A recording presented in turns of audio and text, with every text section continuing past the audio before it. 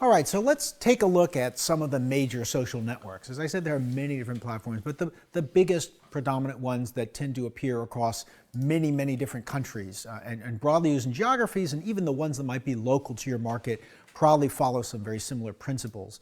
And look at some of these major players and some of the sort of pros and cons as a marketer, if you're thinking about them as a vehicle that you might use to communicate or to advertise to your customers. So Facebook, of course, is kind of in a category by itself. On the pro side, it has a huge audience. It's the behemoth, if you will, of social networking. Has some very powerful tools for targeting to which customers you want to reach on the service or the site itself, and we'll see some of those. It also has, you can use some of that same Facebook data to actually target your ads off the site using their website custom audiences, as they call it. And Facebook has some ad products that are very effective, very high click-through rate, things like their auto-roll video. On the con side, the downside, as I mentioned, you have probably the least organic reach to your own followers on Facebook. In other words, if you get 1,000 followers on Facebook as compared with one of the other services, your ability to simply post content and be seen by those 1,000 is probably the least there. Now, different, but sort of on a similar scale, I guess I would put two other major social networks. One is Twitter and one is LinkedIn. Now, these are both pretty large, a few hundred million participants on each of them. They take more the model of a full organic reach to your followers. So that's a definite advantage as a marketer. You say, well, if I get some people, some individuals who are following or connected to me on these networks, when I post content, they're more likely to see it without me having to spend extra. They do have a pretty good-sized audience, and they tend to have certain things they're particularly good for. Twitter is, maybe not everyone is on it, certainly, but it does tend to attract certain people. Media people are on there. A lot of sort of industry influencers, whatever your industry is, tends to be on there. So that it kind of lends itself to some sort of PR thinking, sort of corporate communications kinds of strategies is part of why you want to be there. LinkedIn, one of the things that's unique to LinkedIn and it's been found very effective by businesses is its in-mail tools. So this allows you to send an email directly to someone who you're connected with LinkedIn, and also on a paid basis, you can send a limited number to contacts who you're not directly, maybe you're 2 degrees away or 3 degrees away. And I've seen multiple companies and even some studies showing that in B2B communications, that a LinkedIn in-mail has a significantly better response rate than just a cold call email sent from your email service. People are sort of a little more open to it, and the message comes in from LinkedIn within the context of, oh, we already know each other, or who we know in common. So it's an important tool, particularly for B2B marketers. The downside really on both of these is, although they are fairly large, they're not nearly as large as a Facebook. You're not going to reach all of your customers, particularly if you're a B2C business, on either one of these platforms. Yeah, that's true. I realized that. So Twitter is like not end-to-end market. So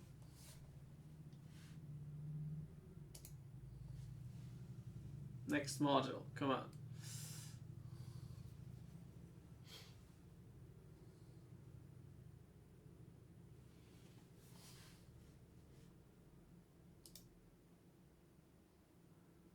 Notice you. Yeah, that one is Emeritus. It's an online university. The course cost $900. Let's look at some of the other social networks and their pros and cons.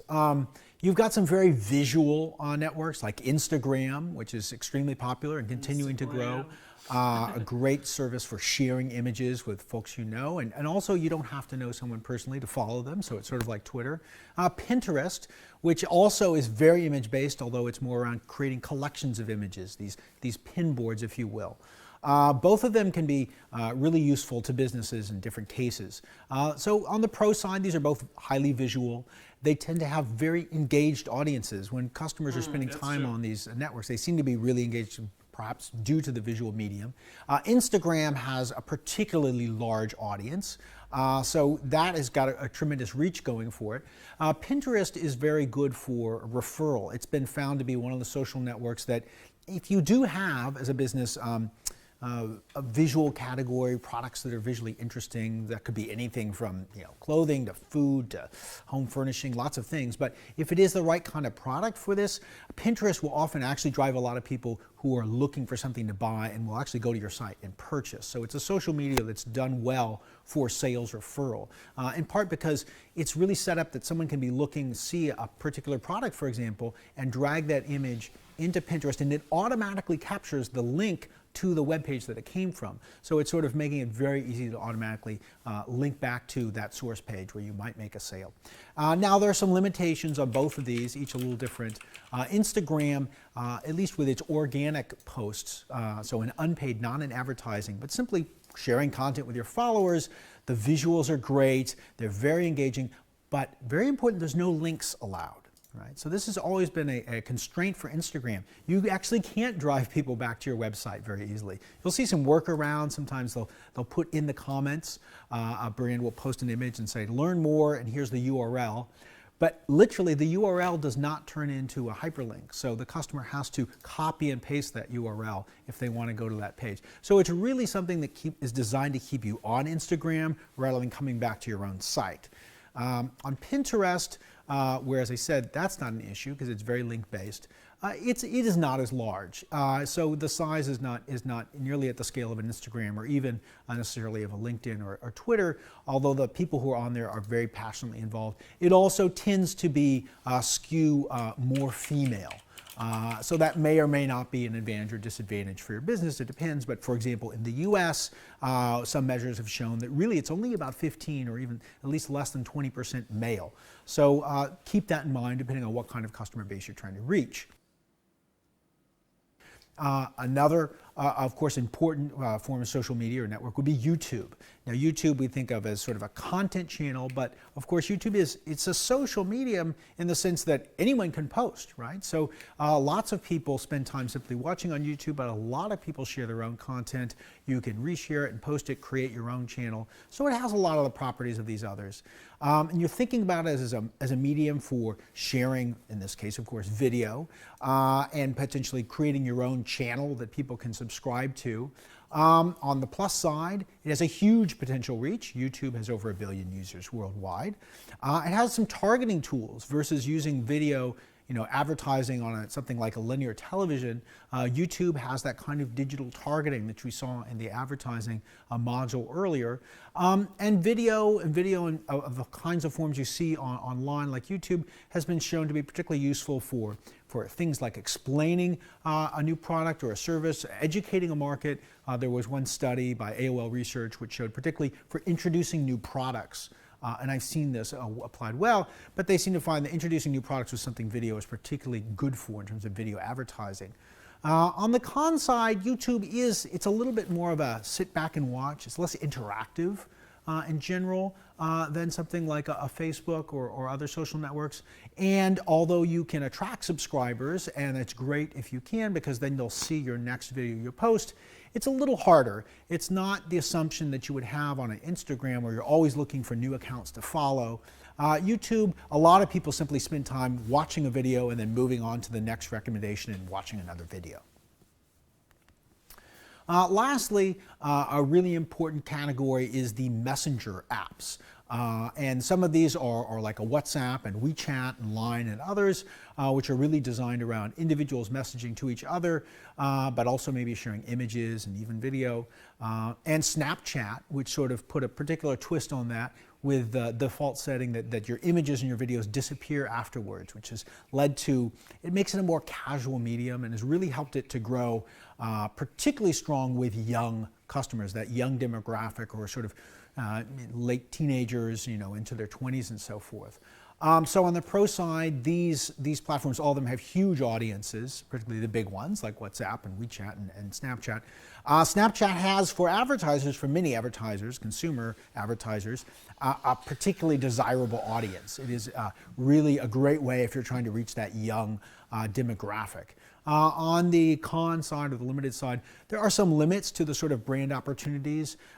It's mostly, if you create an account, you have to get people to follow you. There's not as many sort of advertising opportunities on these. Snapchat is actually introducing them, but they're very expensive. So at this point so far, it's really sort of a high-end advertising play for major advertisers. It's not something like a Facebook or Google Ads where small businesses can get into Snapchat as a paid medium. It's really not, at least at this point, an opportunity for them.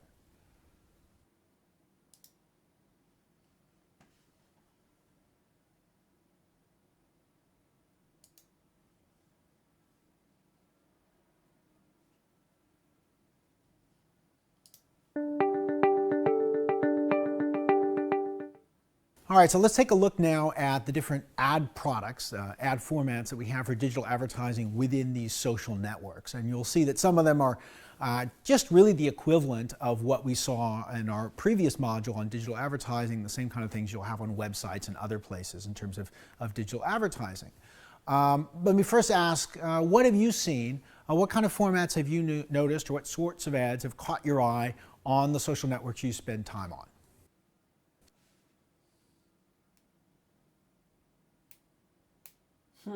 Good question. There's like the Facebook ads. Like on mobile, they have like the inline in-feed ad. How's it called? And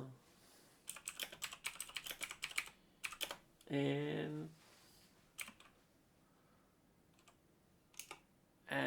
YouTube, Facebook, it has the sidebar, the side ads. And what else? Oh yeah, there was on Facebook is like when you start up the app, there comes like a pop-up ad. All right, that's all I know. So one of the ad formats which you've no doubt seen on social networks, because it's seen on all of them, is display ads. And remember, if we think back to display ads we talked about during the digital advertising mix module, it's simply an ad. You see these on websites and apps and so forth, which is image-based, and it has a design, and it might be a banner ad, for example, on a website. In this case, it's usually a visual ad somewhere in that feed of again, your Facebook, your Twitter. And here are some examples from Instagram. Looks just like a post you might be seeing from someone you're following, but in this case, it's from a brand, and it might be indicated as sponsored, and it's somehow trying to gauge if it's Instagram with a photo, if it's on Twitter, maybe with a link, etc., in the mode of what you're already looking at on that social networking service. Another thing you have no doubt seen, and you probably thought of because it's very visually arresting, is video ads. So we talked about video ads on websites. Once again, video ads are a very common, very popular and effective kind of advertising within social networks. You can buy them on Facebook, on Twitter, more recently added. Instagram has video ads, and Snapchat has video ads, among others. Now, many of them, like Facebook, it's as you're scrolling through, it appears horizontally within the screen. On Facebook, the setting is that by default, the sound is off, but it is actually playing, so that moving image is very effective at catching the eye of the customers they're scrolling through. So if you try that, you may find it's often seen to be a very effective advertising medium. And then if you stop and tap on it, you'll get the audio. And Facebook allows some options where you can pay as an advertiser on a different basis. So maybe you pay for everyone who sees it go through their stream, or you only want to pay for those who stop and watch for a while, although in that case you're going to be paying more per person. But that might be your choice. You can look at those options. Snapchat is very interesting because the whole design of the app is based on the vertical nature of how we look at feeds and social media and most of everything we do on our phone.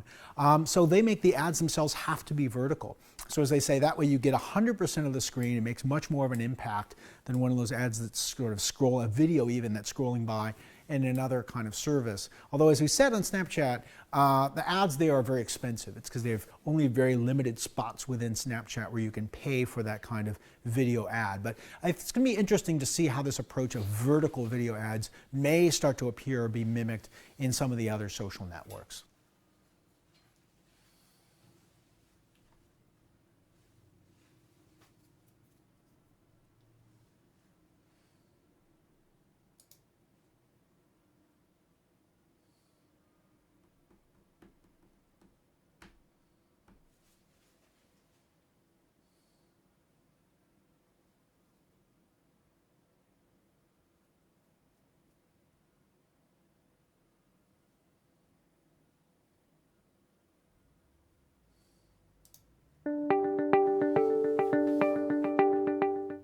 In addition to display and video ads, there are also some other ad formats on many of these social networks that are a bit different, more particular, and something you would necessarily see, for example, on a website.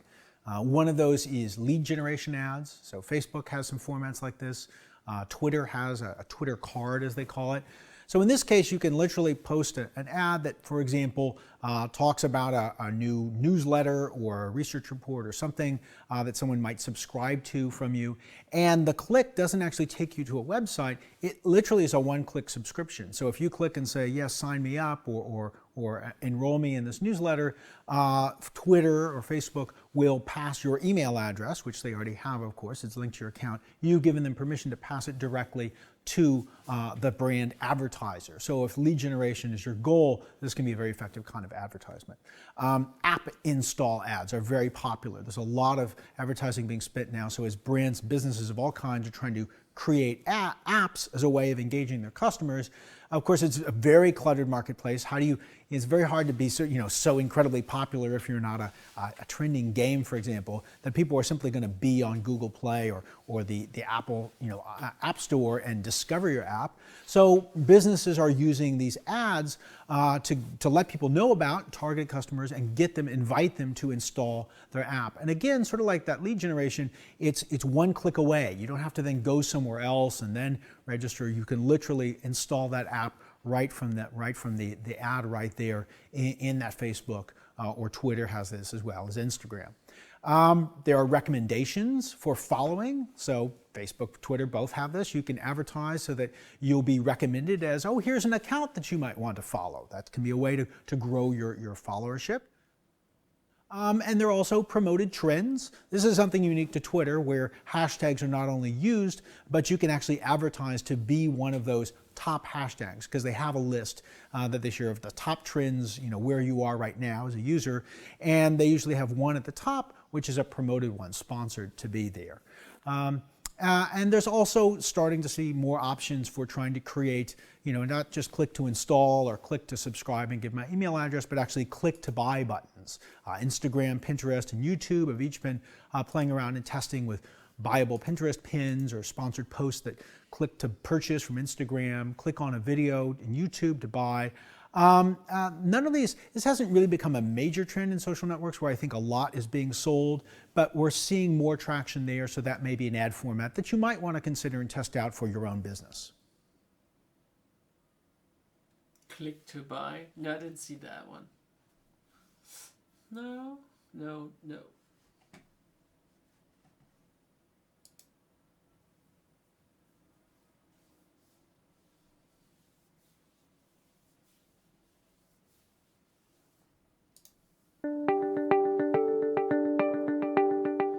Lastly, a word about video ads within YouTube specifically. So we talked about video ads as they're used, and you can buy them on Facebook, Instagram, and Twitter, in which they're in the feed, and it may go by with the sound off, but you can tap and hear it. YouTube, you can also pay, as we talked about in the advertising mix module, you can pay to have your videos seen in YouTube. It works a little bit differently. So just to remember and see how this contrasts. YouTube, typically you've got a video that you've created as a business, you want people to watch it. If it's a full form, maybe a longer piece even, the natural place you'd put it is in the promoted videos. So this is when someone is on YouTube and they're looking for what to watch, maybe based on search terms, maybe just on what's popular on the homepage. There are some spots there for these suggested or promoted videos. And if someone clicks to watch that, in that case, they're highly engaged. They've chosen to watch your ad, and the audio is on by default. It's not that it might be silent as well. So these ads, you are getting a highly engaged audience if you pay to get them there, and you can have some options for targeting who you're showing to. And then the other way that you can buy ads on YouTube, which is also very useful in other ways, as we saw mentioned before, this idea of the pre-roll ads with their TrueView product. So this is rather something where the customer is going to YouTube to watch something else, you know, a comedy show or a clip from the news or a music video, and they find that in the search or in the feed, and then they click to watch it, but before it comes on, there's that little pre-roll ad. You're slipping in kind of like a traditional television advertisement, interrupting them, so to speak. But again, YouTube has this interesting feature with TrueView where you can give the customer the option to skip it. And Google highly recommends that you do this because what they find is it winds up being a better experience for the customers, and it actually really pushes advertisers to make sure your video content really is compelling. Can you really hold their attention? And you see ads that are really doing a good job of doing something interesting enough in those first 5 seconds that the viewer will refrain from tapping on the button and say, oh, well, let me just see a little bit more of this. It can also be a great way of testing the efficacy of your different video ads. So maybe if you created a few different ads for your business, you could put them on TrueView and see which ones actually get played by customers and which ones get skipped over. Dang.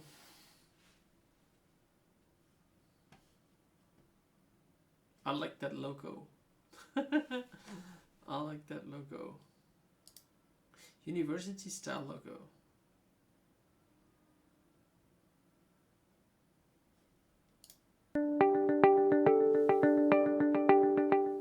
So there are a variety of tools we can have on social networks to target who exactly you are paying to get in front of with your content, your message. I want to look at Facebook in particular because they have a particularly robust set of tools that you can use for filtering. One thing that you can do on Facebook, and actually Twitter also has this, is retargeting. So you probably have this experience. You go to a website and then shortly thereafter you see an ad from that same business when you're somewhere else on the web. Well, Facebook has that, and Twitter too, as I said. So this is an example actually of my own Facebook feed, and there's an ad here for a service, XY Find It, that is right where it was a startup for a gadget you can stick on your keys or something you tend to lose, and it'll track it, and you can find it using your mobile app on your phone. Well, I had visited their website just a few hours before, and obviously they had dropped a cookie. So again, dropping a cookie in the browser based on visitors to your website, or you could use emails of your actual customers, and you can place a retargeted ad to just be appearing on Facebook or on Twitter of those folks who have already known you and come to see you. But Facebook has a really broad range of tools, so I want to dive into this a little bit more in particular, and some of the ways that you can filter using the various data they have, but also these idea of lookalike audiences that we talked about previously, and how that really plays out in Facebook in particular. So when you start the process of placing an ad on Facebook, you can start from sort of one of two lists. You can create what they call a custom audience, where you say, here is a list of people who visited my website. Again, like the example I just showed where there's a cookie dropped. Or you could say, these are people who I have their email. They're in my CRM database, so I've got their email address. And there's also another one. You could say, I want people who have downloaded my mobile app. That's another subset. You can use one of these kinds of lists to create a custom audience. And then the question is, you've got routes you can take. Do you want to actually speak to your current contacts and people who visited you and so forth? In that case, you take that, it's called a custom audience, and you can sort of filter it a bit more if you want to. Or you create a lookalike audience. You say, well, this is great. These are customers who know me. I want to find new people. I want to acquire customers who are similar to them. So that's where you use that lookalike model, and you're using Facebook's data, and they'll say, you give us a name of 1,000 people with whose email you have or visited your website or downloaded your mobile app. We'll find you 10,000 or 100,000 people who are similar to them. Now you have this lookalike audience population. And again, you can go after the whole, you can advertise the whole group, or you can apply some further filters. Let's take a look at what some of those filters could be. Some of the things Facebook allows you to filter on, things like location. You could say, well, only people from this population who are in a certain country or state or city or even a zip code. You can filter on connections. All right, so I want people who have connected, who have liked my page, so to speak, or an event that I had. Or you want to exclude the people who have liked your page. Like if the whole campaign was designed to draw in new people to like your page, you certainly don't want to pay to reach those people. You could say, let's mark them out from the list. You can look at demographics, interests, behaviors, and that gets into a lot of other options. So demographics could be age, gender, language. Demographics can also be things like their education level. You can target specifically based on their generation, their kind of work, the relationship status, maybe the life event, like a new job, new relationship, recently moved. Lots of those could be very important to certain businesses who tend to serve people or acquire customers when they're at a certain life event stage in their life.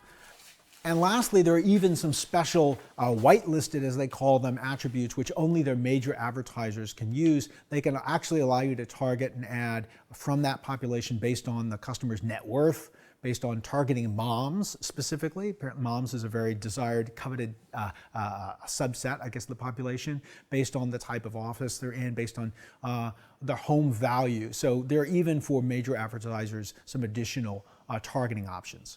And if you put these all together effectively, it really allows you, again, to either start from a list of customers who you know or have some contact with, and maybe even get more specific around them, or acquire, use a lookalike, reach out to new people who should be relevant and interested because they're similar to your current customers. But again, you can then shape and further refine that list with these additional tools for targeting.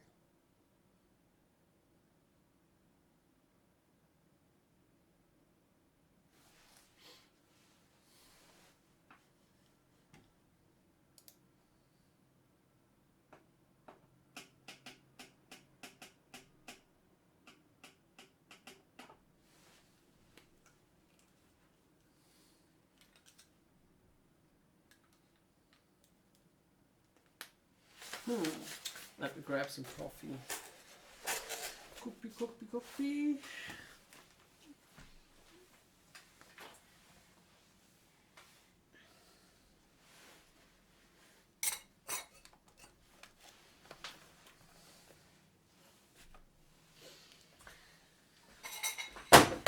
Whoa.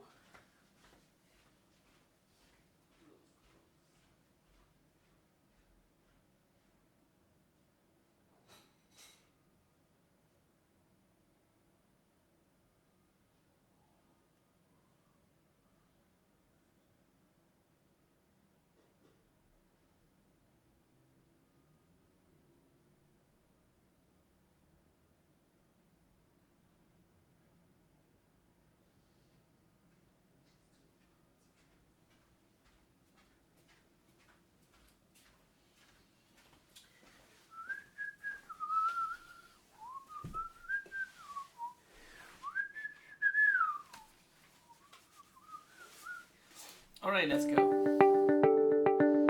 Yeah, the life. So with all these filters that you can apply in Facebook, you can really use this effectively sometimes to narrow down and get to a very specific audience. Even if you aren't in a position that you've got a great list of current customers or who you know are in your target that you might build on, even if you were starting from scratch and you just said, look at the whole population, if you add filters effectively, you say, well, look, I want to target women.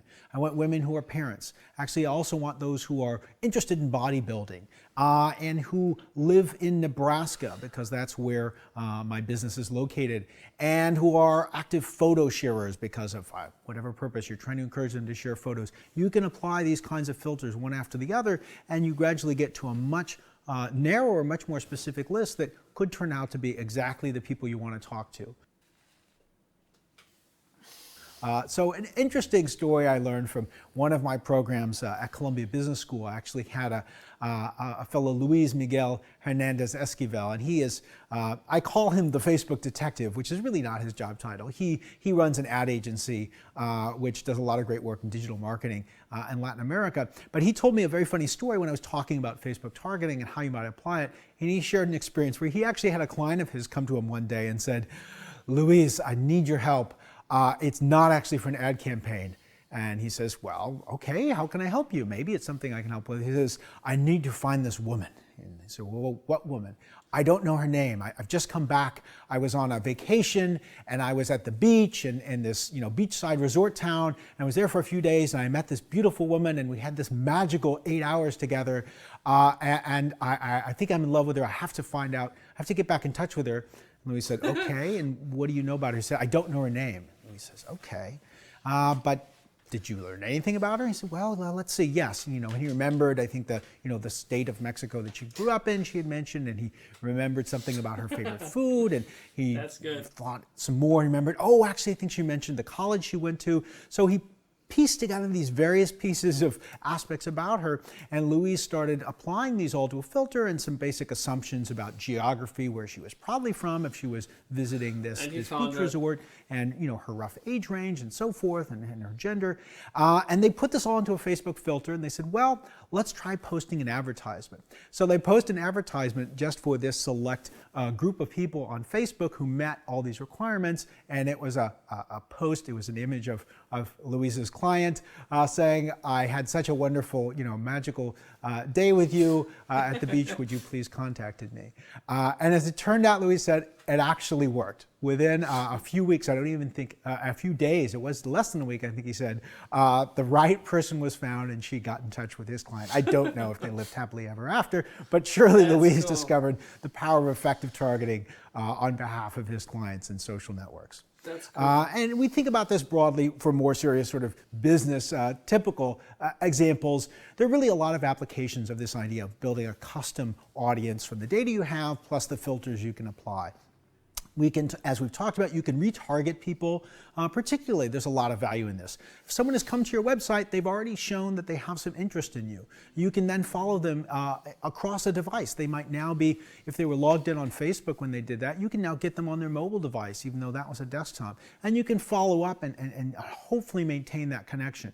You can personalize experiences for existing customers. So if you've got these different email addresses or you're dropping conversion pixels or cookies and you can separate them out, you can say, I'm going to show a different Facebook ad for different types of existing customers based on what I know about them and my relationship with them.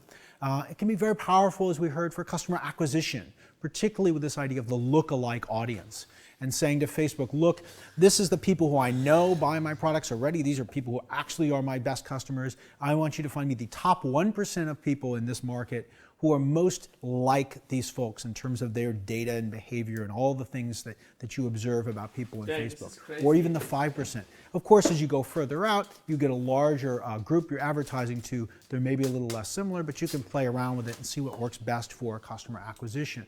And you can even use this, the Facebook data. There are opportunities to use the same data for targeting on other websites. When you're using an advertising network to purchase ads elsewhere on websites and so forth, there are services in Facebook website custom audiences that allow you to help you bid on a display ad bidding only on the people who, again, fit these properties from Facebook or the custom audience that you've created. So a lot of applications, whether from the whimsical and romantic to really some core business needs, customer acquisition, personalization, retention, and really what you're looking to do in your work as a marketer. If you can effectively and creatively use the data to target when you're placing your ads through social networks.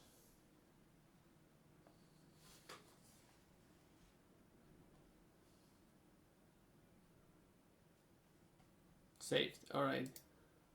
Yeah, that's actually true. That's actually true. I tried to target myself on Facebook with my own email address, and I was placing like a fake ad. I was thinking if you would use a custom audience with just one person in it, it would not work. But actually it did work, and they acknowledged the ad. So I was setting it up, and the next time I went to my Facebook, I saw the advertisement. So actually that's working. So that's funny to tell, but it's actually working, that you can target just a single person with its email address as a custom audience, right? I would be remiss to wrap up this module on best practices for social networks without touching on the popular, commonly discussed topic of influencers. We often use that term when we're thinking about how do we use social networks as a business. We've got to find these influencers, see who they are, and get them to help spread the word or engage our customers, shape other people's decisions, other customers. But there's actually a lot of debate about influencers. This very idea of an influencer, do they exist? What do they mean? On the one side, you've got folks like popular author Malcolm Gladwell, who wrote his book, The Tipping Point, which really galvanized a lot of thinking about that there were these influential people, the hipsters who bought the Hush Puppy brand shoes before anyone else did, and then it spread from the East Village and everyone else started buying the shoes because of their influence. And other cases he talked about. You have a lot of sort of word of mouth advertising agencies. They really talk a lot about influencers, but then on the other hand, you have other folks like Duncan Watts, an esteemed social science researcher, and others who have questioned a lot of the assumptions behind this idea that there are these special people out there influencing the rest of us. So let me first ask you, what is an influencer? What would you say when you think about an influencer in the digital age? Or if your business talks about, ooh, we want to reach influencers, what would an influencer be? What would an influencer be? Good question. I think an influencer is, first of all, it's a person. It's a person with a lot of followers. Followers to a specific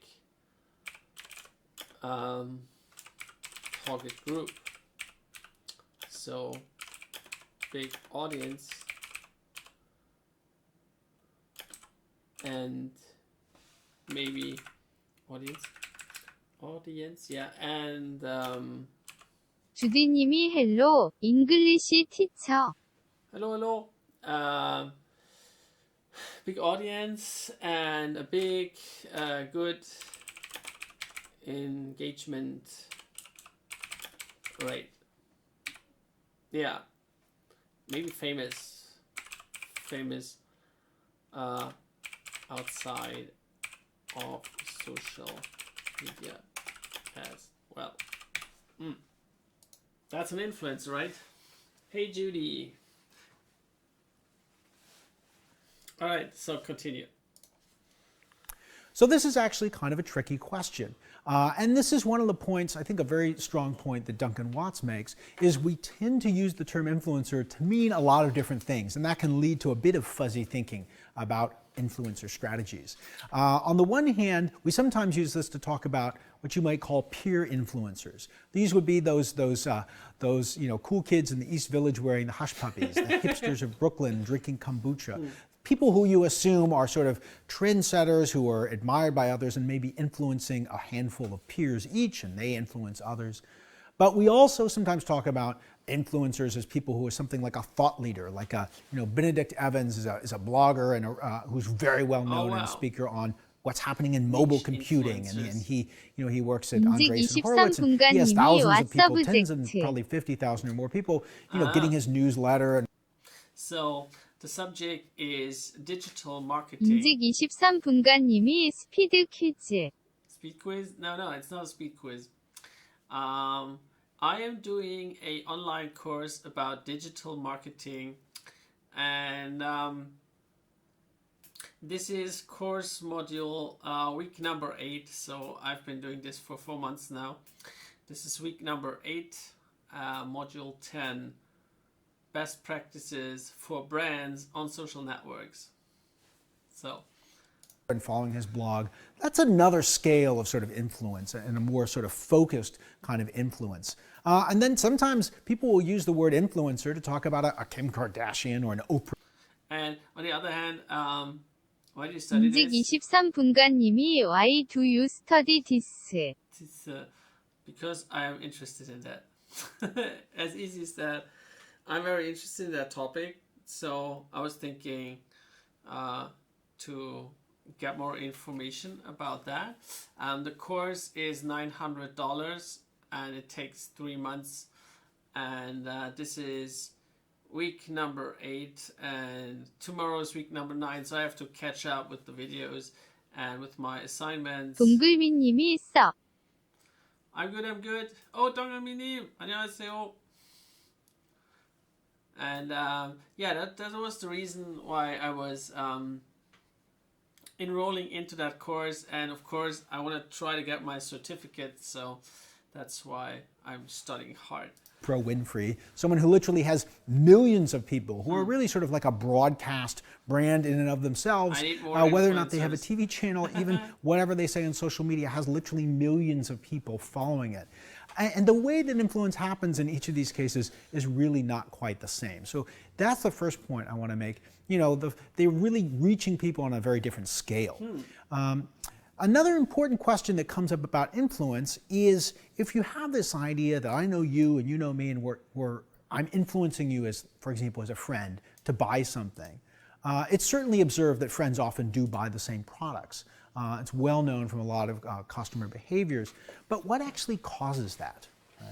We might leap to the assumption and say, oh, well, it's being caused by the one friend telling the other. But really, there's sort of two possible explanations here. One is that there's a correlation effect, which is simply that people who are friends, who associate with each other, tend to have similar tastes. Yeah, they have similar interests. And so it's natural that they wind up making similar choices about the brands and products that they buy. Right? This is talked about in social science. It's called homophily. The fact that, or you might call it birds of a feather flock together, is the sort of traditional aphorism. That, again, people who have similar tastes in brands and products wind up being friends. So that's why they maybe buy the same thing. The other explanation is causation. That's the idea that word of mouth from a close associate, someone you know and trust, is a powerful factor in product. Oh, don't get me. Do you know Korean audiobooks? When I have you here, maybe you can tell me. I'm always searching for Korean audiobooks, like a book and a book to listen to. Do you know where I can find something? You know these things so well, so I was thinking I would ask you. Product trial. That is what we call influence. Now, the reality is both of these exist. They are both significant factors, but it's important to understand it isn't just one or the other, and that in different circumstances, one or another may have more to do with these similar behaviors. There's been some research done by Sanan Aral where he looked at the fact that homophily is often under-recognized in models when marketers try to understand how much influencers are shaping our behaviors. And so they often, if you construct a model ignoring homophily and you look at whether similar or different kinds of people are buying your product, it looks like influence and influencers have a lot of impact at the start of a new product launch, and then it gradually tapers off. I don't And as a have result, any idea of IT. Why not? Don't you have like I don't know. 동글미님이 트위치 왓츠 유어이드. Twitchy, BJJAYK. It's the same. It's the same. 마찬가지예요. a lot of marketers and a lot of brands have thought, oh, well, it's really important to get our influencers activated at the beginning. After a while, we'll shift to more traditional marketing tactics.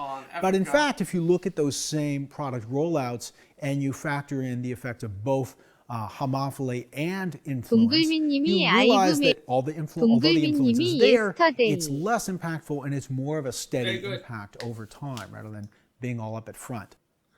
But this does not mean that influence doesn't work and that it can't be effectively leveraged by marketers. Sanan Aral himself also in that same paper gave an example of a campaign that used it rather effectively. So this was advertising a product through digital messaging, and they took a couple approaches. First, it was a traditional simply targeting and spreading a message directly to customers, inviting them to a new product. And then they tried to say, well, how could we get the friends and social networks to spread the word for us? So they got current customers to send a message to the people that they knew. And interesting thing happened. The first thing was they did these personal invitations. So if you were a customer, you would send. IRL means in real life. So if you want to play a game, then you enter the game title for the streaming. You have to select that one, and if you do So they have like creative and game. That's like the two big divisions, you could say. And IRL is like, it's new. It's for everything that's not related to games and creative. So if you're painting and doing that stuff, then you have to go to creative. If you're in real life, like on the street or talking to people, then you would choose IRL. And if you are,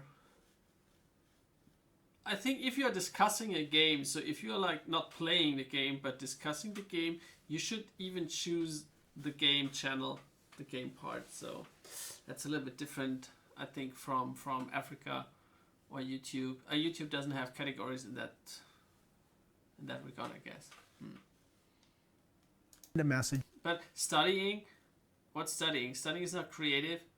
It's not eating. So I thought I keep IRL. You'd be invited to tell friends about this great product. Maybe they get a discount. You see that a lot, right? And that did help. They found that there was a 98% 동글비님이 increase in the overall 요열아이트 adoption you rate know I don't with a play 6% game response just rate. So to if you got trying this to message talk that your in friend many chose to send to you, you languages were 6% likely to respond. Yeah, true. Then they took another approach and they said, well, what if But you could asking use you for a IRL. message, what if we made it happen by to try default? So simply by signing up for the service, you agreed that message would be sent on your behalf IRL to other people or you knew.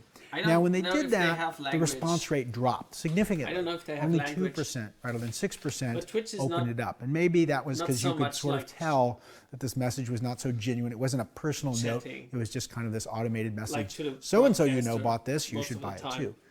But in fact, it turned out to be the more effective marketing strategy. Because when you asked customers to tell their friends, lots of them didn't, or they only told a few. Whereas in the second case, many more messages were agree. sent, many more contacts were activated. So the overall adoption rate of the new product in this marketing campaign was 246% higher than the traditional marketing, rather than 98%. So influence can work, but you have to think about how much of it is it about someone I know really reaching out on a personal basis, and how much of it is this more simply finding other people with similar interests and getting the product in front of them. But with the audiobooks, 동글비님이 오무 사운드 라이크 어글리 Dongolmi? Yeah, it's Korean pronunciation. What is your Twitch username? Let me check out. Are you on Twitch? Do you go on Twitch? Then I can follow you.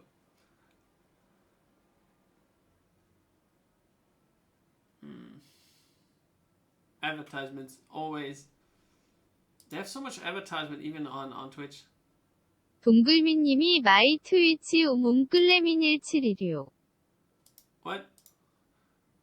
Oh, alright. Oh, you have been on Global? Oh, sorry. Yeah, I missed that one. Channel. There you are. It's Japanese. I follow you. And I set on notifications. So next time I will get to see you.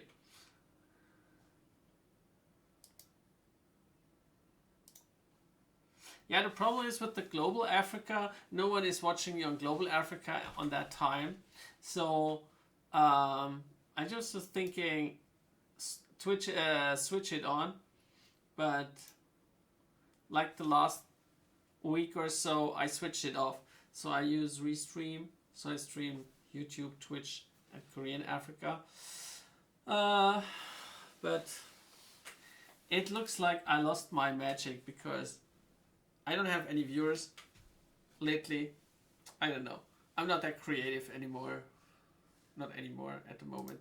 Right. So. And lastly, I think it's important to think back on when you use the word influencer, who are these influencers? What kind are you dealing with? And that'll shape the strategies you take. So if it is peer influence, like we're talking about, get your customers to tell their... But you don't know audiobooks? Is that like very uncommon in Korea? Like someone takes a book and reads it aloud and you can buy the recording of the read book, like the voice recording of a book. because I was once on Audion.com, but I cannot buy because it's Korean and they don't accept foreigners. So, but I didn't find anything else. And I don't know like the expression for what is a audiobook called, like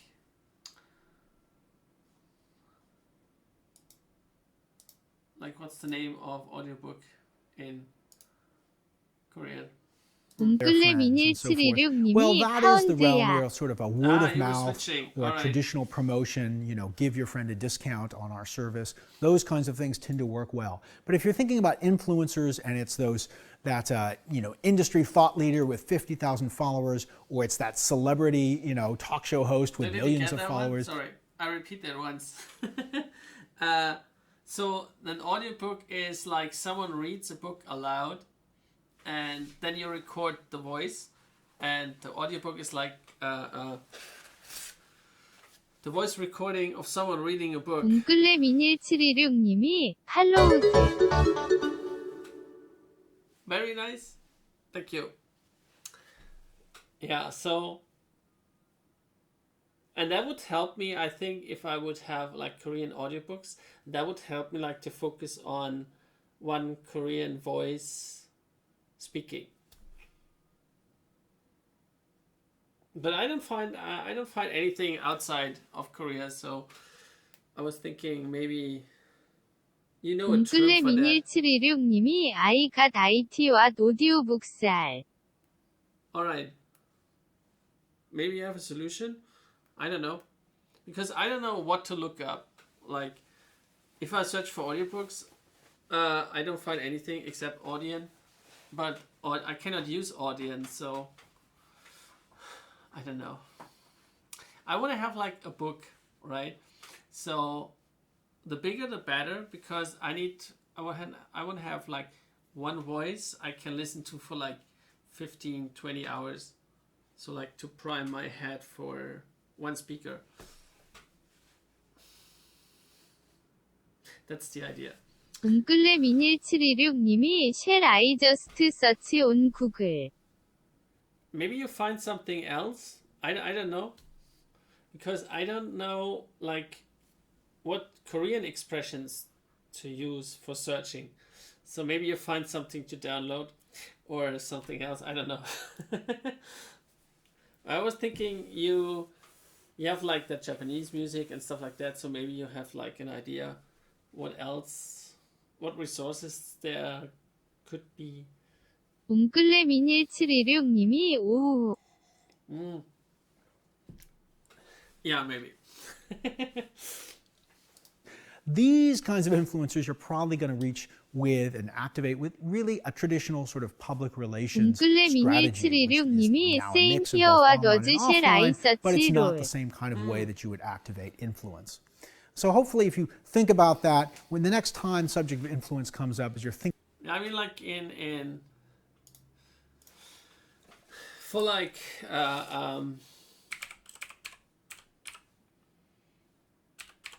so for German or English, I use Audible, right? So you go to Audible and go like thriller, and then you can select a book, and then you can like Über jemanden die 8 verhängen. Ausschluss einer Person vom Rechtsschutz, wodurch sie vogelfrei wird. Duden. Wenn man eine große Lüge erzählt und sie oft genug wiederholt, dann werden die Leute sie am Ende glauben. Joseph Goebbels. So like that's the book.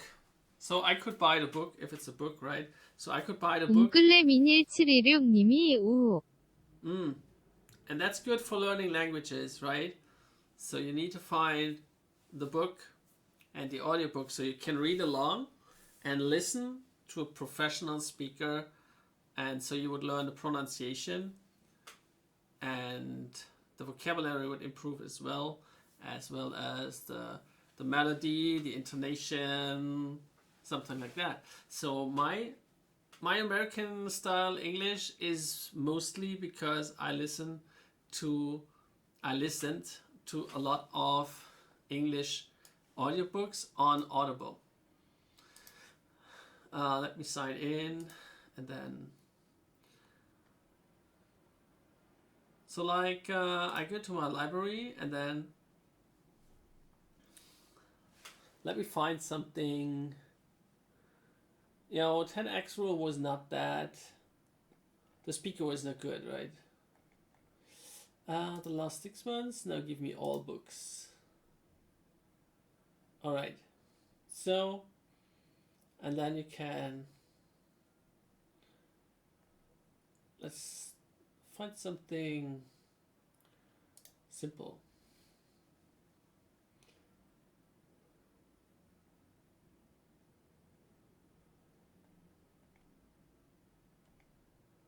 I don't know if I have like an English story or something. Yeah, like something like that. Confucius, right? So that's like, no, I could just listen to that because I bought that book. Where did it go to?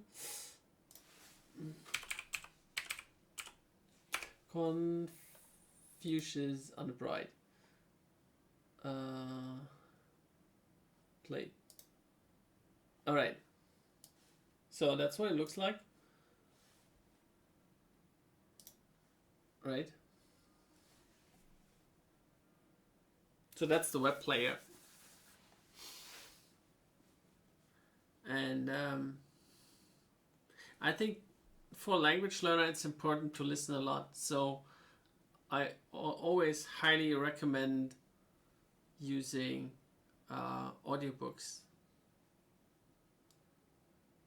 And there's like LibriVox or some other like public domain audiobook things where people like users read the books, but the audio quality of the one thing I found was really bad, and there was like just one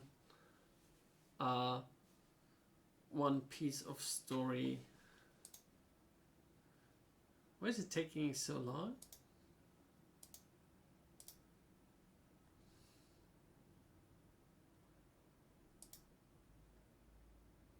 That should go faster, actually. Maybe I check for another book. Oh, 웅클레0176님이 I don't know that much Japanese.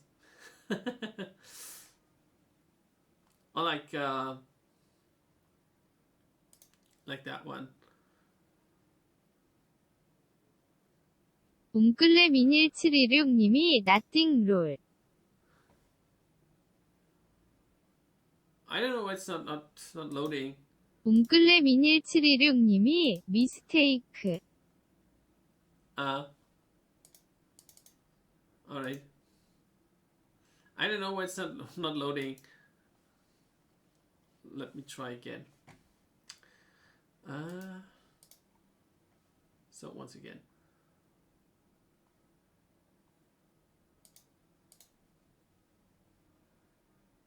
Eslet. It's loading.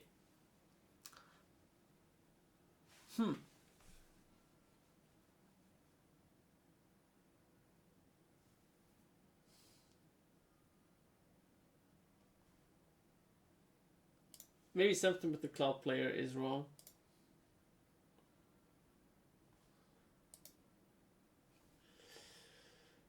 No, that does not work. Yeah, I typically listen to that on the phone. But I think you get the idea of what I'm talking about. So, and you can get them like in English or, oh wait, maybe I'll share. I need my phone.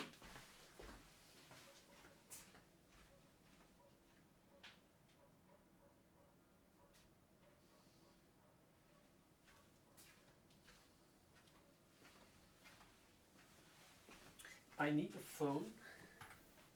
So, I don't know if that works.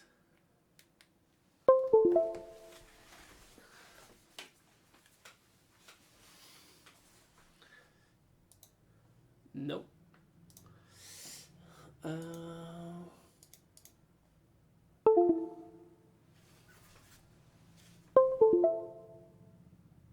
So.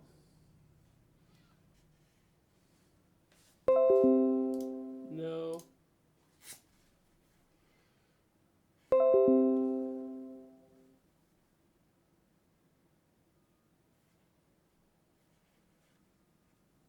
No, it was on the Kindle, I guess. Wait. Oh, come on. 웅클레0176님이 오커넥티드. Yeah, I tried to. Show the screen of the phone. It should work with the side sync. Oh, wait. Maybe. Side sync.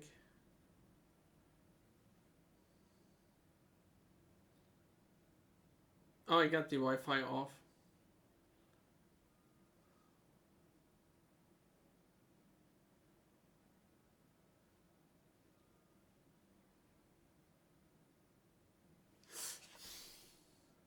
I don't know why sightseeing is like. 웅클레0176님이 What program do you usually use when you try to share the screen?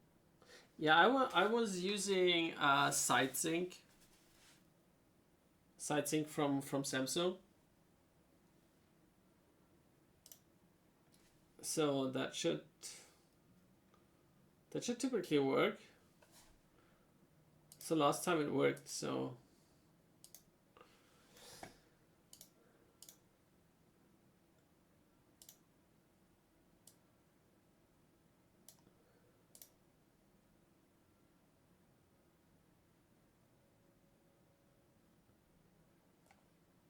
웅클레0176님이 사이드싱 I could see ment complaining from Play Store 롤.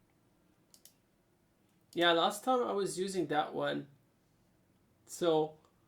웅클레0176님이 that many functions, but stops A 롤.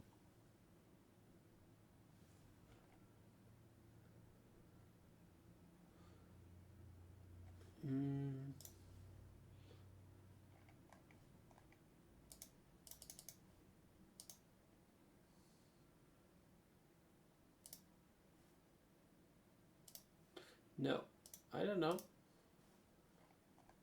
I wanted to do that with USB.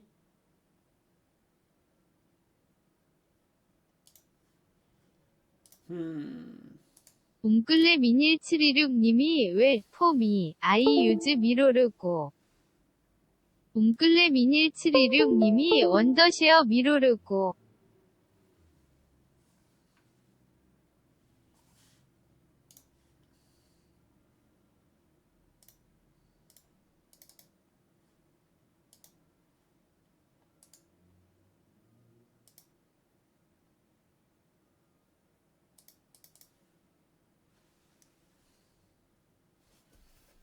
Yeah, it shows now, but I can't see.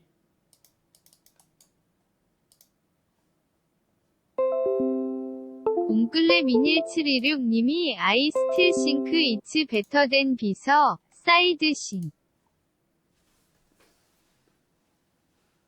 Yeah, I know, but I didn't want to buy something or.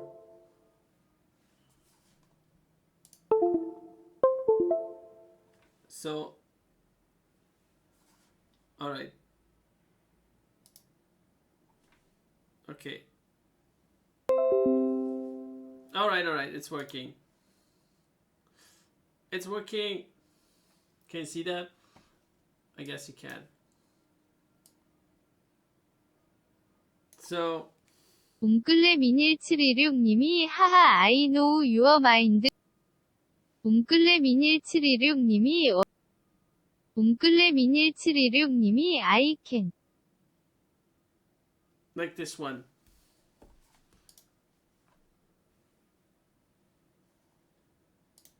That pretty much took care of the problem. 웅클레0176님이 and it's super small 롤. Thursday. Yesterday, Roderick got a new heavy metal CD, and it had one of those parental warning stickers on it. So wait. I have never gotten to listen to one of those parental warning CDs because Mom and Dad never let me buy them at the mall. So I realized the only way I was going to get a chance to listen to Roderick's CD was if I snuck it out of the house. This morning, after Roderick left, I called up Rowley and told him to bring a CD player to school. Then I went down to Roderick's room and took the CD off his rack. You're not allowed to bring personal music players to school, so we had to wait to use it until after lunch when the teachers let us outside. As soon as So that's what I mean, right? So you can buy the audiobook. 웅클레011726님이 really, it's great way to learn language. Yeah, so you could basically buy the book and the audiobook as together, and as you can see on the screen, it highlights where it's just reading, right? So as soon as we got the chance, me and Rowley snuck around the back of. and if you don't understand it well, that's the X-ray. So you can, if you don't know a word, I think you can. No, that's the wrong one. Oh. Kindle. 웅클레011726님이 and I love Wimpy Kid. You love Wimpy Kid? You knew that? Oh man. So. The school and loaded up Roderick's CD. But Rowley forgot to put batteries in his CD player, so it was pretty much worthless. So somewhere on top, you can increase the reading speed and stuff like that. So that's something that's really useful. But I don't find that for Korean, right? I would love to get something like that for Korean. So. 웅클레011726님이 of course I know IT, I didn't forget to read 1에서 10. And you read all 10 of them? Dang, that's good. That's good. That's good. My apprentice brought that book from the library, and I thought it was funny, and it cost. The cost was about $2 or something. It was really cheap, so I was thinking, yeah, come on, just buy that one. And so I think that was really. That's really useful for someone who wants to learn English, I think, in my opinion, because you can read along, so you learn pronunciation and the writing, and you get some. 아무거그로꾸님이 Hey Yankee. And you get some. You get the melody, you get the accent, you can speak along, so I think that's good. 아무거그로꾸님이 You so stinky. So stinky, really.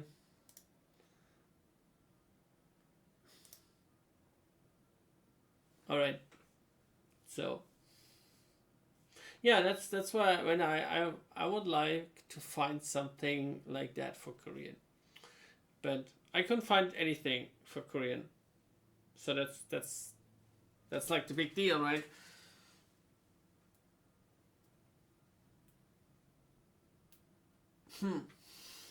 Yeah. 웅클레011726님이 THX for sharing your story, but unfortunately, I guess I won't be able to help you about Korean audiobook. 임소리 물결표 티치. Chichi. Chichi. 네, 맞죠. Oh, why not? Dang. It would be great. That would have been great. 웅클레011726님이 like, I don't ever have chance to search about them, since it's my native language. But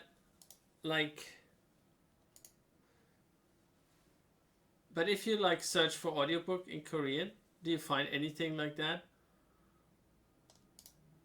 That's like, I only would know like Korean audiobook, and then that's it.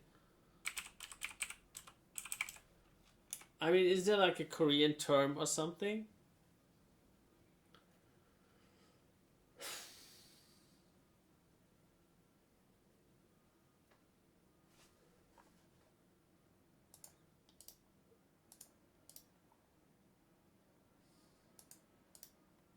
It's like many people are searching for the topic Korean audiobooks, but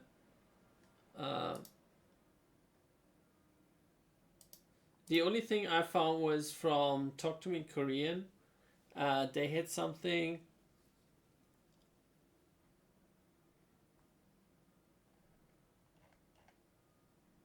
So, Amazon. Nursery Rhymes. Yeah, that's like 2 books, right?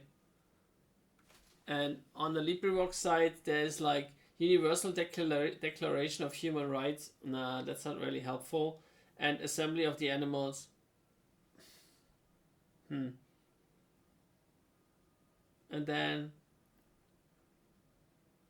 웅클레011726님이 이무 SRC는 http 스태틱 큰즈분의 이모티콘스 v1 10분의 52 알트는 스모어크 클래스는 아이콘 what happened to 트위치 이모티콘. yeah, the Twitch emoticons are totally different. They're like totally different. So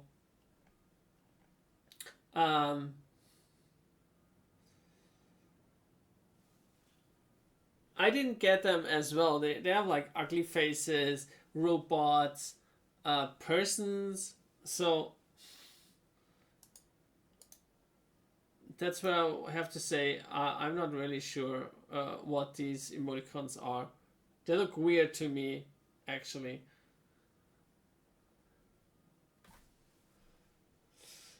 And there's Fluento, brings you language learning to life with real world videos. Oh, really? Korean.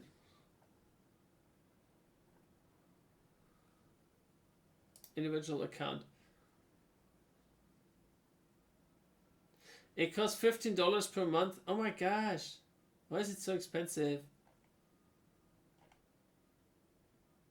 Oh, that's nice. It says languages. Learn Chinese. 웅클레011726님이 everything is weird for me since I'm new here haha these emoticons are cannot describe this feeling lol.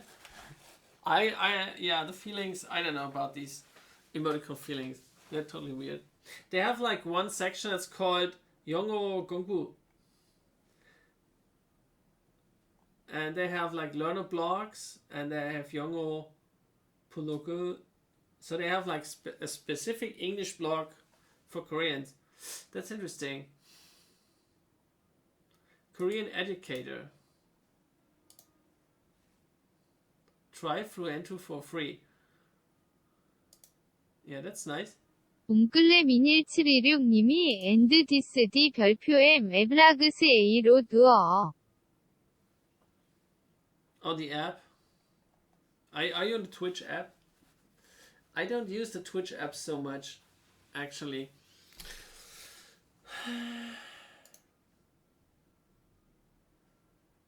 I want to learn Korean.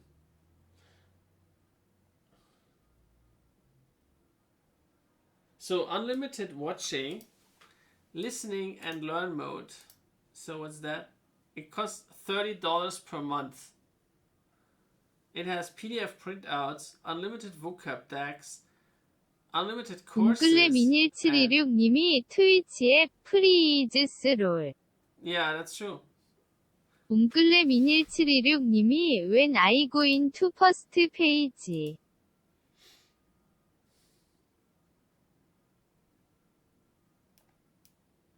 Yeah, I have that.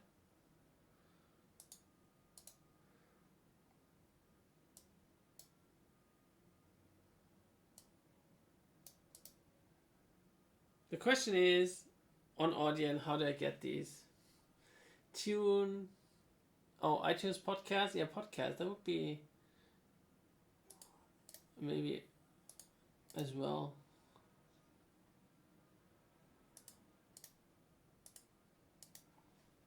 Yeah, that's really hard to come up with good things. So this is Audion. I have an Audion account, but I cannot buy. How do I get Korean money? Or like online money or something.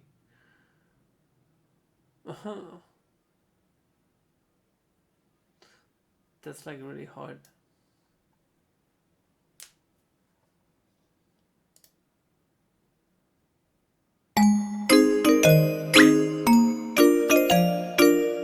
오디오 엔터테이너 오디언.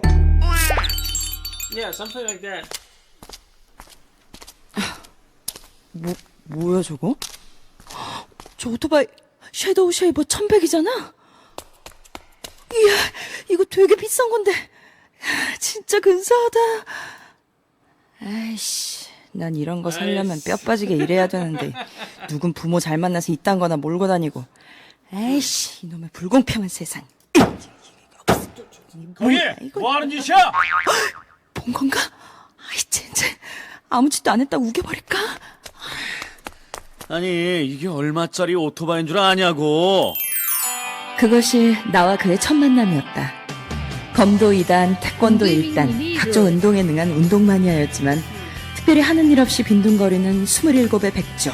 나 윤차령은 이렇게 일생일대 최악의 사람. Yeah, that's the same thing like Audible.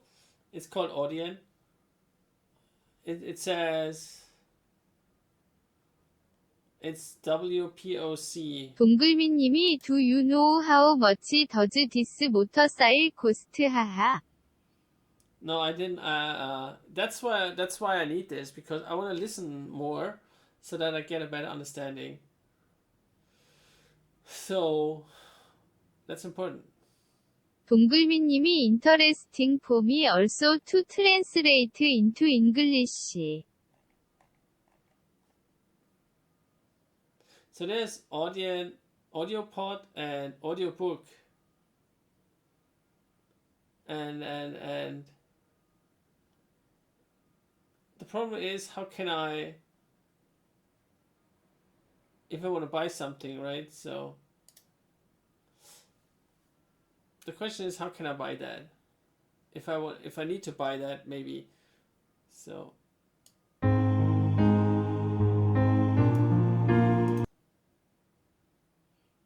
박람회에서 행사를 진행한 적이 있는데 고등학교 2학년 정도로 보이는 학생들이 더 어린 중학생들을 이끌고 나타났더라. 일명 현피를 뜨자는 거지. 동글미님이 First time to listen to audiobooks. Interesting. Oh, really? You never listen to audiobooks? I love audiobooks. I got so many. I got oh, you can't see me. Let me put that over here. So that's like Audien. This is a Korean site. This is Korean. So I know Audien for a long time, but I cannot buy because I cannot. I just can't. I can't buy in Korean money, right? So that's like the problem. 동글미님이 I can also search for Japanese audiobooks THXA로. Yeah. You need to, and there is. 동글미님이 Why can I see the president there? 하하. The president. What? Which president? Me? Oh no. Where's the president? Where did you see the president? 아, 네, 대한민국 대통령. 아, 맞죠? Over there. And there is Japanese audiobooks. There is. And there is Japanese free books. 동글미님이 문재인, 먼재인, 롤. 아, 예, 문재인. 맞죠? You're right. It was the name. 동글미님이 IT 이그지스트 예의. So what do are you in Africa again? Wait, 잠시만. No. Where's Africa? All right. Sora Bunko. That's for you. Atsora Bunko. Look it up. 동글미님이 maybe. Look it up. Atsora Bunko. That's very good for you. That's very good for you.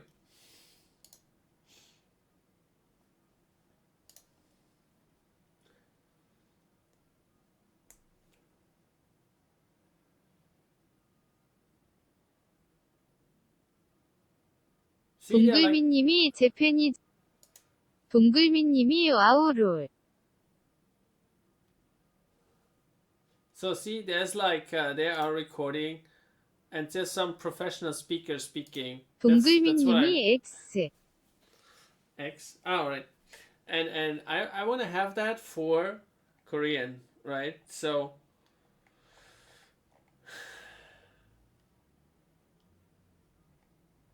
I don't know if these are for free or what. 기다리고 기다리던 오늘의 update. Is it update? 내 남자친구에게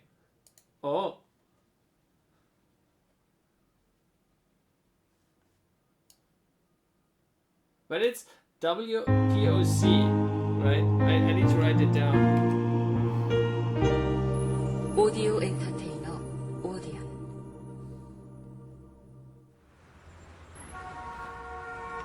No, 이강순. POC.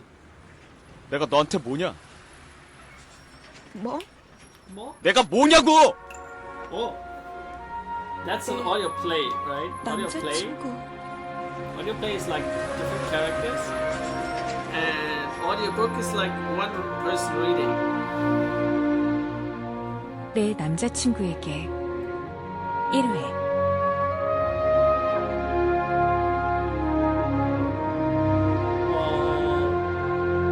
That's good.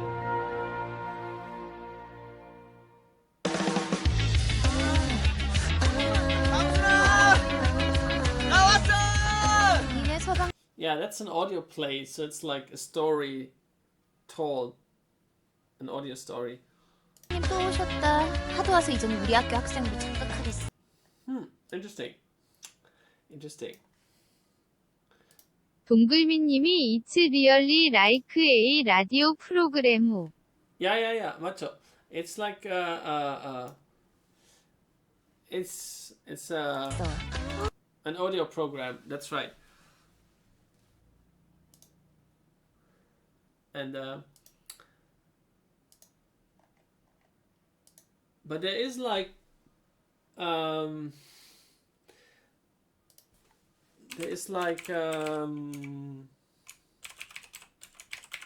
just books, right?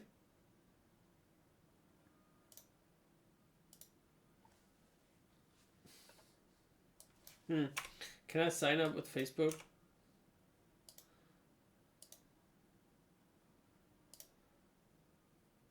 Yeah, just sign up with my Facebook. That's easier.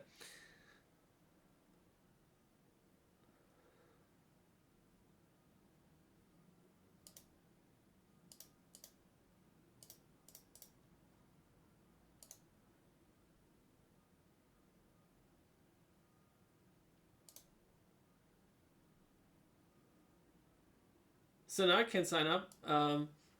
Question is now, it's like putting these out. Interesting. So when I want, I don't know if there's like a main site.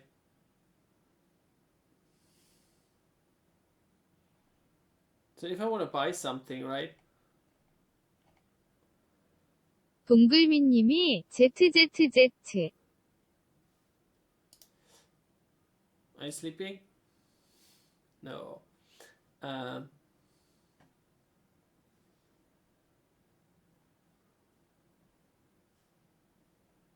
So I can buy these, right? Or maybe you can take a look. If I take that one. 동글미님이 파워냅. Power nap.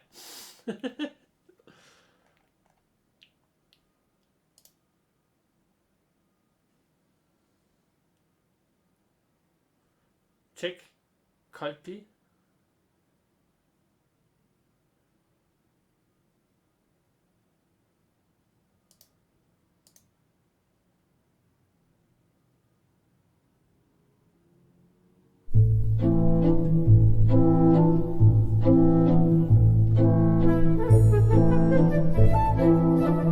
(1984) 1권 1984. Oh, is that 제은이 조지 오웰 낭독 안혜경 제작 동글미님이 플루트. 주식회사 와함이고요. Yeah. You can play along. Can you play that song?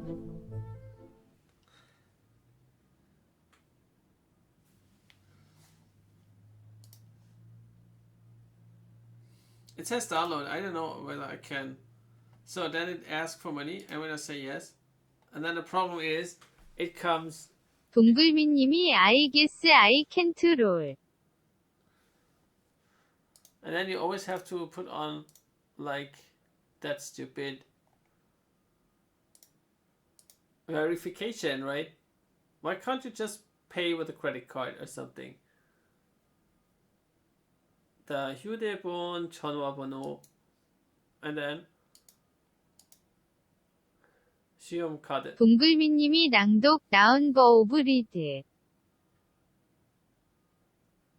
난독? Where did you see that? Huh? What?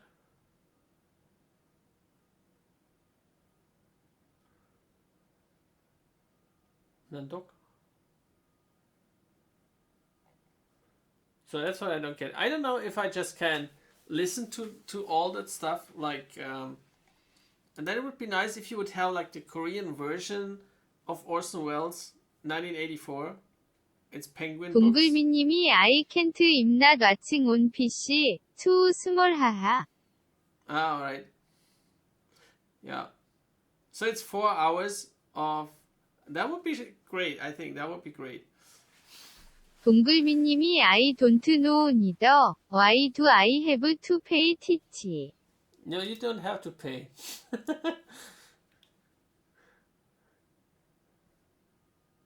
So you can, I don't know. It says, 강주 이용권, 장기 이용권, 5,600. 정기 결제 이용권을 구매하시면 동글미님이 오허카. What? 오하카? 구매하시면 매월 결제하는 번거로움 없이 편리하게 자동 결제됩니다. Yeah, I don't know. What does it say? I think you can like subscribe like a web service or something. And this is all pictures. That's what I don't like. 동글미님이 정기 영르 81님이 하이. Hello, hello. 동글미님이 결제 페이먼트. Payment. So how do I pay? I want to pay. And then 영르 81님이 nice to meet you. yeah, me too.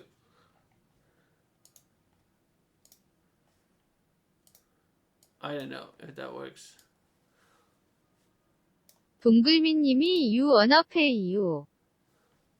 What? I'm not paying? Why not? Ah! I lost the window.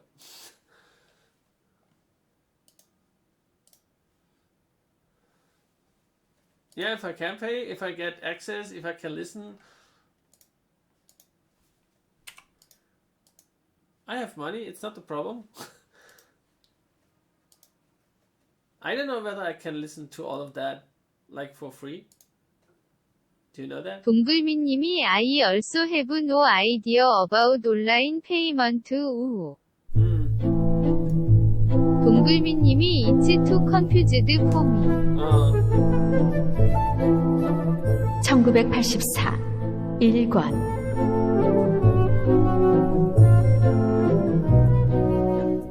지은이 조지 오웰 낭독 안혜경 동글미님이 even to add 제작 credit pay 주식회사 on internet. 와함이디어 Yeah, Korean internet payment is so bad. 영릅 동글미님이 1984일권 북일. Book one.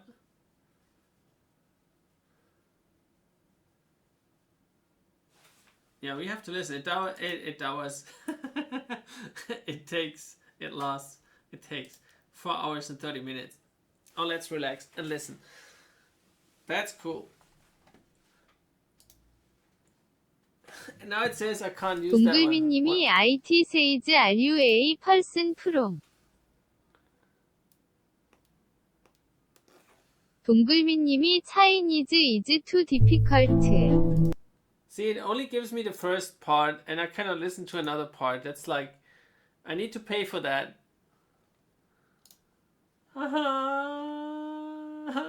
Why? Why is it so hard on me? 국민대학교님이 하이 돼요. Hi there. Can you pay for me?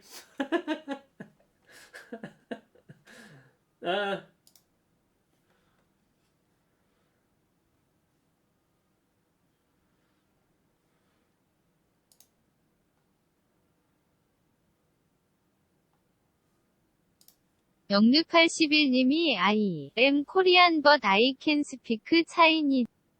I can't speak. 동글미님이 이해. 뮤직 스트리밍 서비스 is also like that I cannot listen to. Yeah, that's the problem. 국민대학교님이 what pay. I want to pay books, but I cannot pay in Korea. See, that's a problem. Yeah, that's where I always struggle, right? So 1 year of payment, and then 선물 하기. Yeah, send me that one as a present. I need a Korean phone. 동글미님이요. How sad. Yeah, very sad. No.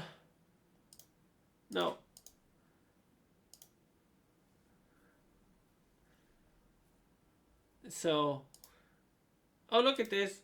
It says 통물. Huh, interesting. So I try whether I can, maybe I can find that, I don't know, on some illegal.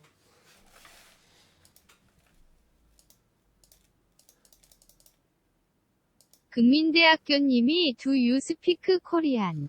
Do you speak Korean? Very few. I try to speak more, but it does not work because I cannot buy the audiobooks. Does it work? All right, let me check.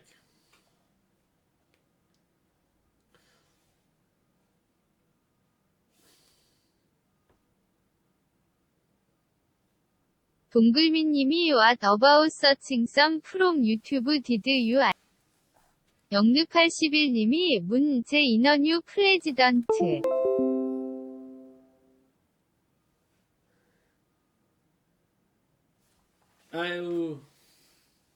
Why does it not scan? Scan it. Scan it. Come on.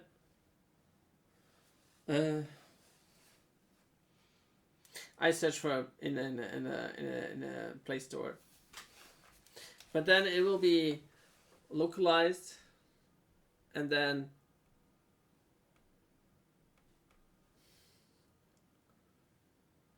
so that does not work. It's called Odin. So we write it in Korean maybe. O D on Audion. Audion app installieren. Audience Sorry Corporation.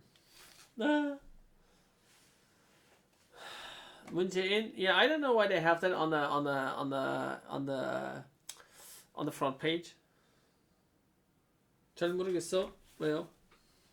동글미님이 고나 다운로드 ITO.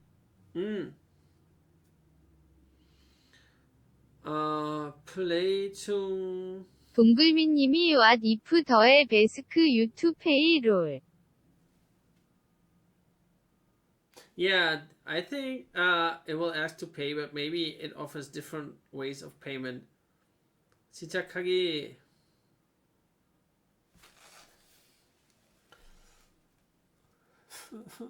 Yeah, let's try. Why is it showing me dogs? Today's Sunday. Sleeping dog.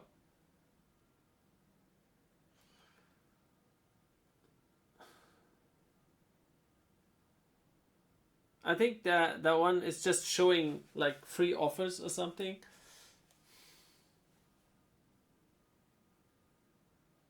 Loading.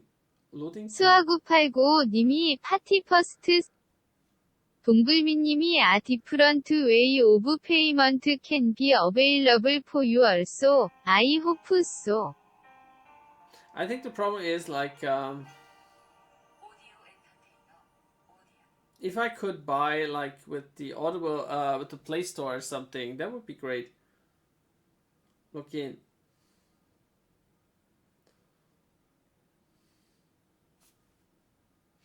Why is it so complicated?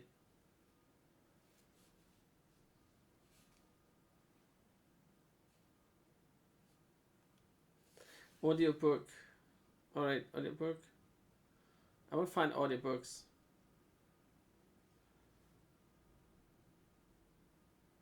So.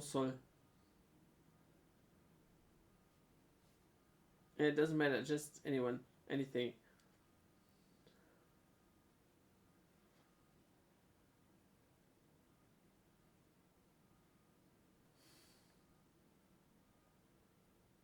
So does it just play? No, it should ask me. 동글미 님이 since it's little late. School tomorrow. I guess I should go and disappear. No, don't disappear, just go 동글미 sleep. 님이 sorry for not being low. Don't disappear, just go sleep. Just go to bed. Disappear is not good.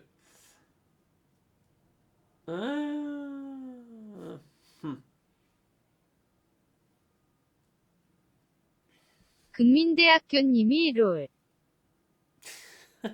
Oh, chocolate, 감사합니다. Login, alright. 동글미 님이 I'd like to disappear 롤. No, don't disappear.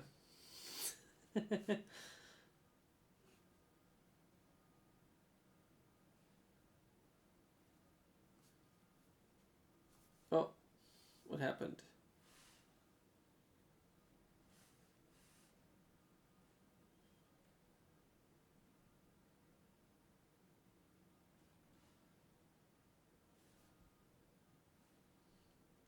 That's what I hate with the stupid Facebook login, that you can't use that.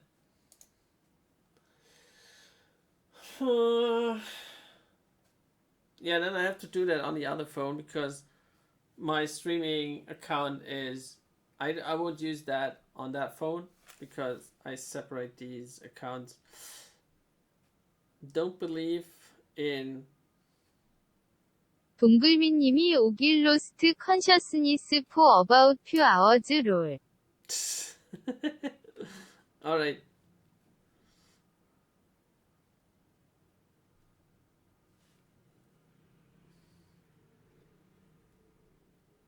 Maybe I find something, but at the moment, it looks difficult.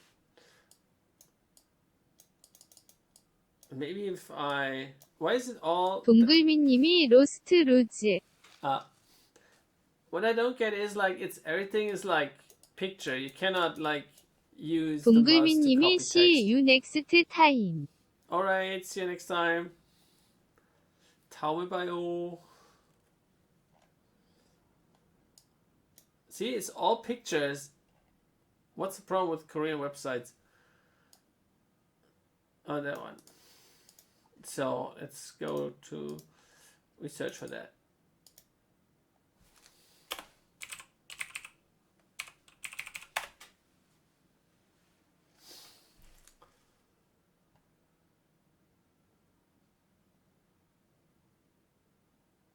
Full audiobook, Charles Dickens.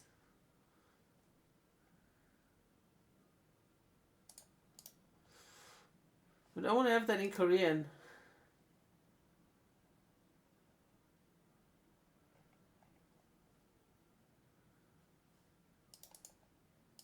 That's the damn Google. It takes the Korean, translates it into English, and then see, what's the use of that?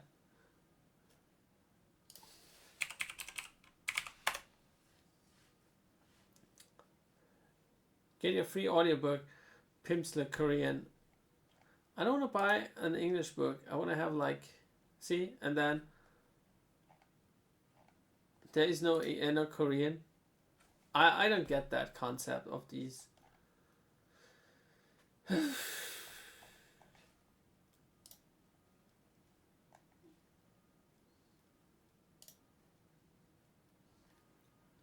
외국 명작 소설 오디오북.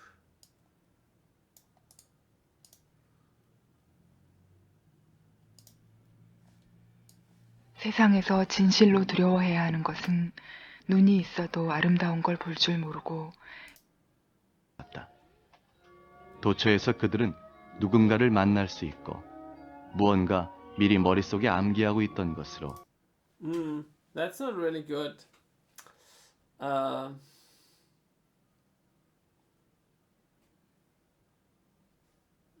Good audio quality, actually.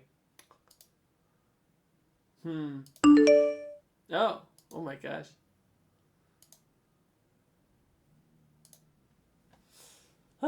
Anyways, that's like crazy.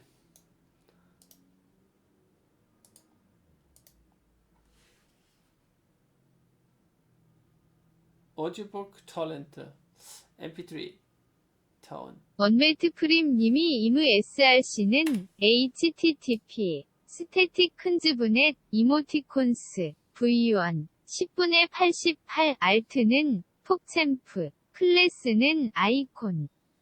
What for an icon? I don't understand that. Icons. Yeah, audiobook on Kobo and ebs.com and Huffington Post.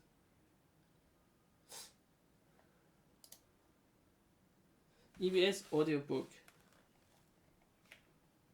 But that's a radio. Why is it?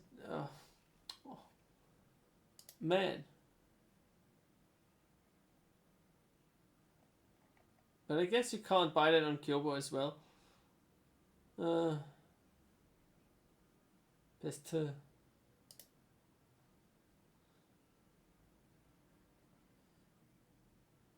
audiobook 이용 안내.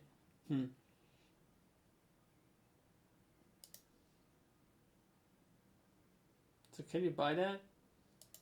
Dang. Yeah, it's so hard and complicated, guys. I tell you. Man.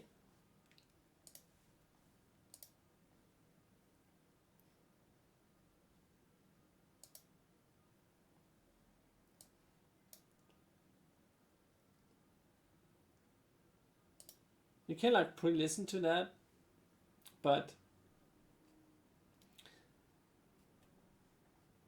you cannot buy or download that.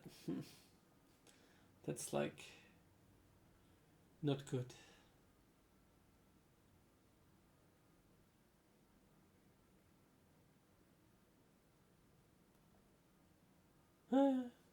Yeah, anyways.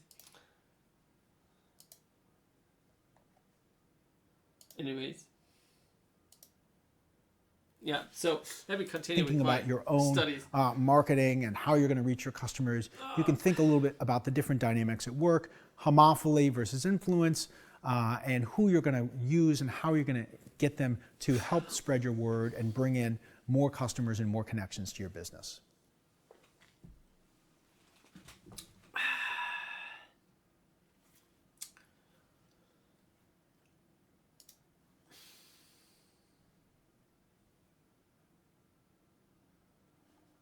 Oh, that's it? We did it.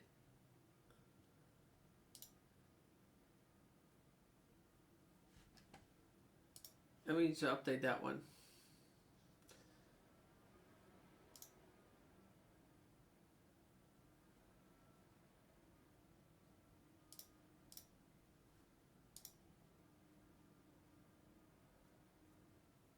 Slides and a recap of ad products.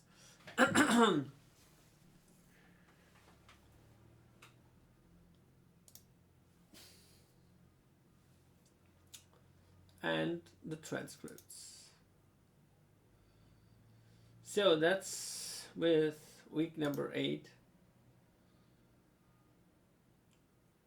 I think we finished it. Oh, now I have to create a Facebook page. No,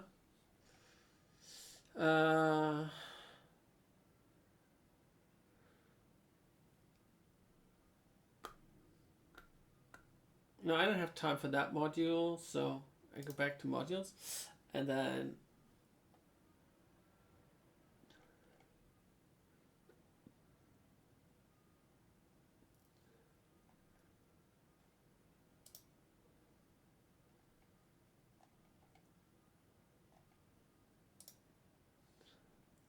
oh yeah, we can do the simulation setup.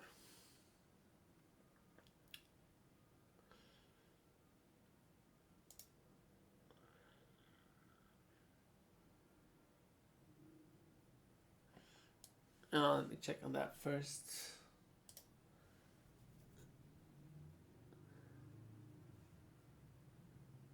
Mimic Pro Social.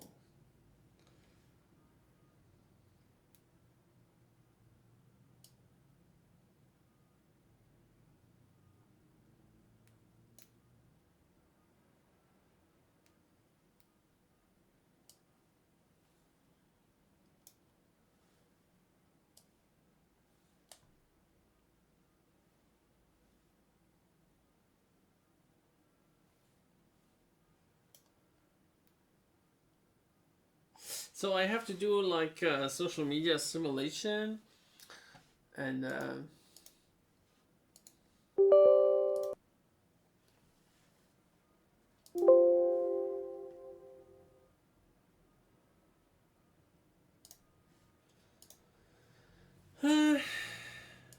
me change that one.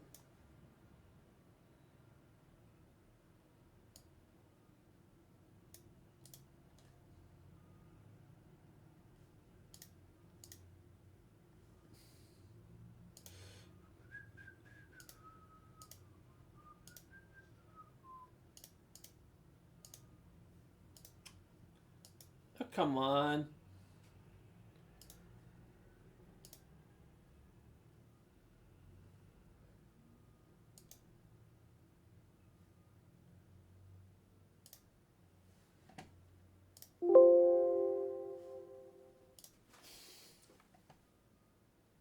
No, we don't restart now.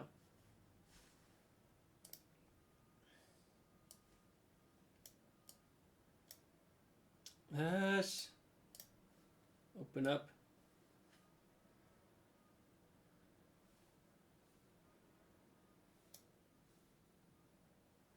All right.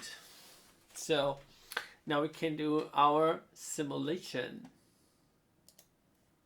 So the task is we are entitled to do social media marketing for Boohee, and Boohee is a company that sells bags. And now we have to find out how we can do the best social media promotion for that company.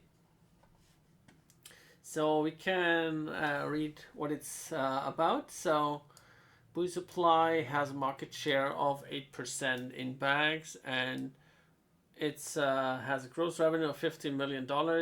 And this year, and they want to have 17 million with a market share of 8%. And my role as social media manager is to help Boohee reach this goal by increasing the number of visitors on their website, and of course increasing the sales, right? Right. So that's what we're gonna do. And yeah, so we can check on the products they have. They have backpacks, duffel bags, messenger bags, pouches, totes, and travel bags. All right, so let's look into the market. So we have buyer personas, so people where we can think of whom do we want to sell the products to, right? So Molly is going back to school and she needs a unique look for the fall. So she's 18 to 26 years old. She's female, and she has a income of 12 to 20,000 For school, not too bad. Then we have Sue. Sue is planning a vacation to Thailand and needs fashionable but practicable travel bags for her trip. So her income is 28 to 40,000. Market share is 12%. Raj is starting his new job and he needs to look professional. Jill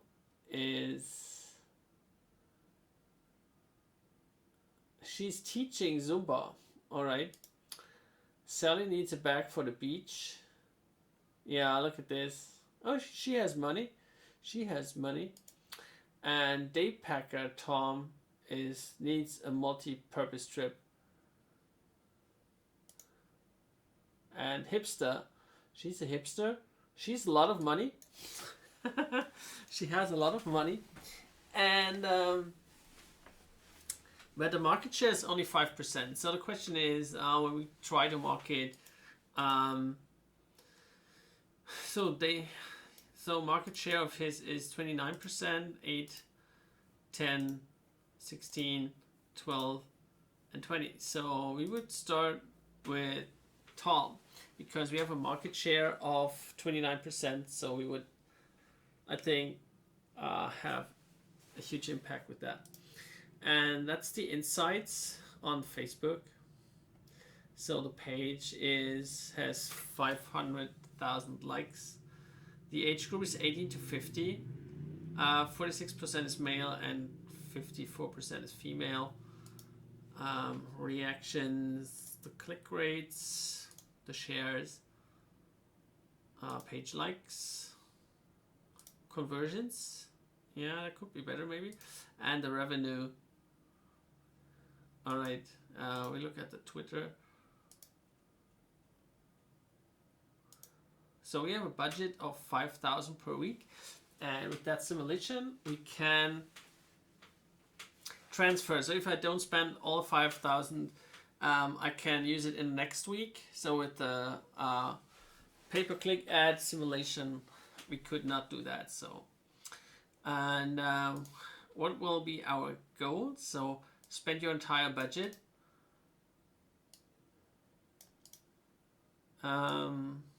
Spend it wisely.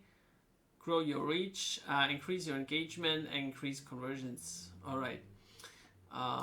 Yeah, that's the budget, the insights, and the market, and the products. And yeah, so we can go to posts, and now we can better read the instructions. So remember, you should generate between 7 to 12 posts, 1 or 2 per day, before you run the simulation. So yeah, that's a quite hard task, right? So we selected channels. Selecting what channels to display different content on is just as important as choosing the content itself. At this point, you might be asking, why not just post my content on all of my social media channels? While in the theory it sounds logical to cast a wide net, it might not be so helpful considering the type of content and or the audience you're trying to reach. Some of the content may irritate different audiences you are trying to appeal to. So, all right, channel segments, post frequency, avoid post fatigue, choose content, so promotional and non-promotional content. So first of all, we want to try to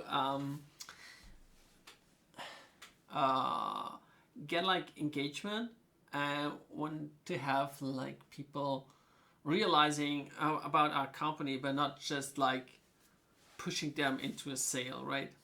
And then schedule post frequency. Timing is everything. So on Twitter, we post between 1 and 3 p.m. Facebook, 1 and 4 p.m.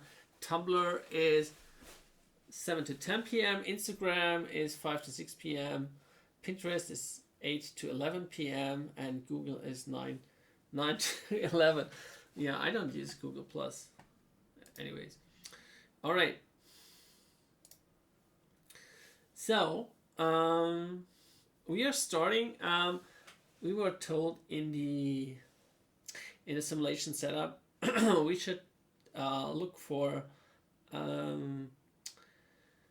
American holidays, because that's an American simulation. It starts on October 17th, and so we would have like upcoming would be Halloween, and after Halloween is Black Friday, I guess, something like that. And yeah, so we would use, what would you like to share? So we take now a picture. I would say we take a picture. Do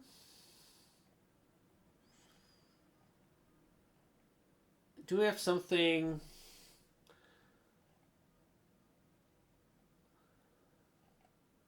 So that guy that was going to a travel cabin, travel to a cabin, and stuff like that. So we would find something, a male picture, maybe a male picture, and something related to travel. So that's like not enough for me. So we would choose like that one. So that cost me $3. That's okay, I guess. People got so quiet. Yeah, anyways. So, and we will post that to Facebook. Yeah, paste on Facebook. Yeah, we go for promotion. And we're gonna go up to 35. We want to target men. And interests, we want to have travel. Traveled.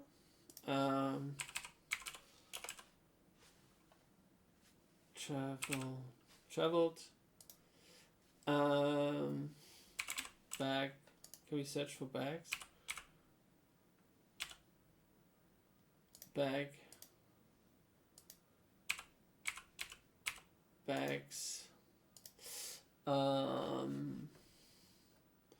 Budget. We give that $50.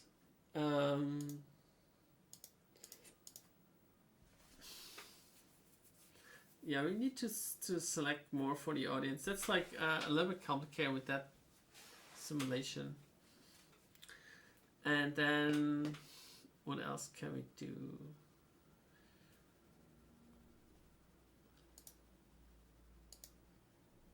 So where do you have to save that?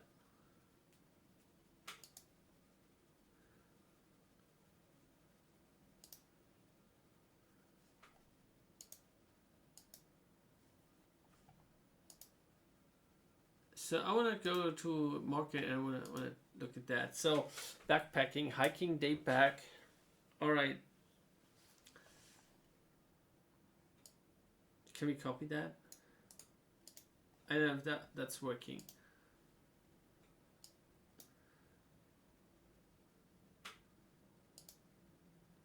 I didn't save it.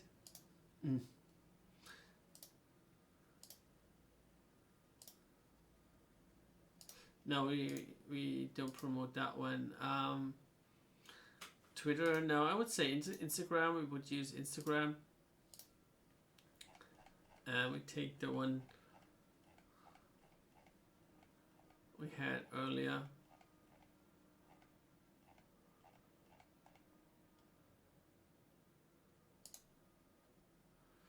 And then we would schedule that for the evening. And then I press schedule. I don't know what happens, so I press schedule.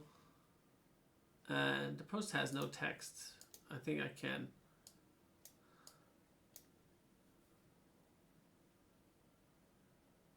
Oh yeah, you can delete that. All right, okay. Yeah, first of all, you have to check out what you can do with that simulation. So we need 12 posts. Man, that's a lot. So it's Tuesday. So we put in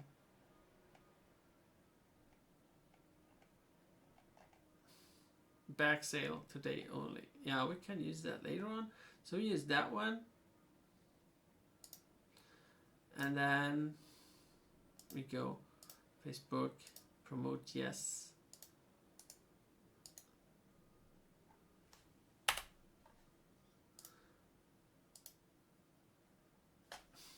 It does not work. Can I open it in another tab? I can't. All right, so we want to have hiking, cycling, hunting, sightseeing. All right. So we go up to, let's say 40 and man. That's too early, I think. I would say 20. We take $50. So we have hiking,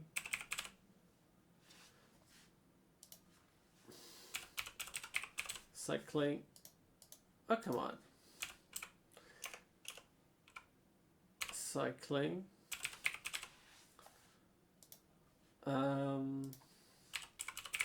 Day pack.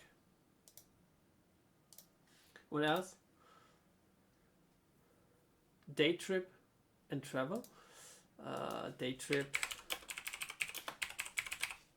travel, travel, trip. What else?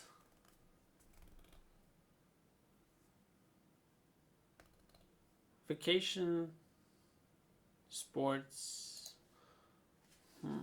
vacation, sports,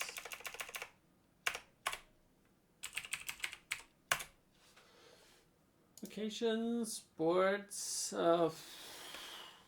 sightseeing and camping. I would say sightseeing and camping. All right. Yeah, we saved that audience, and that's Tom. We saved that one, and then we post that also to Instagram. We promote that one. We have to do the same thing again. Yeah, we need to create a little bit of buzz. So camping, day pack, bags, sports, sightseeing,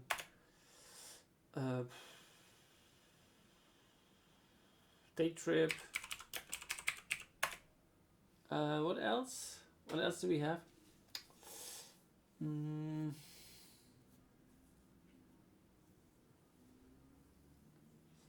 Travel.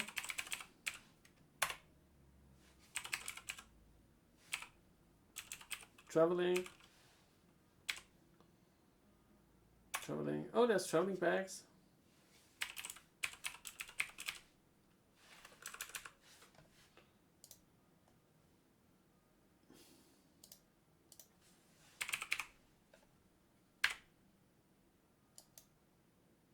Yeah, so we have that one. And for the Instagram, we have to give it $50 as well.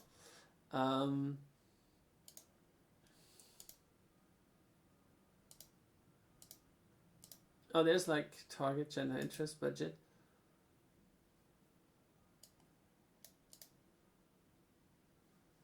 All right. So we put that into Twitter and Pinterest. On LinkedIn? No, I don't think LinkedIn would be, and on Facebook. All right. So what do you like to share?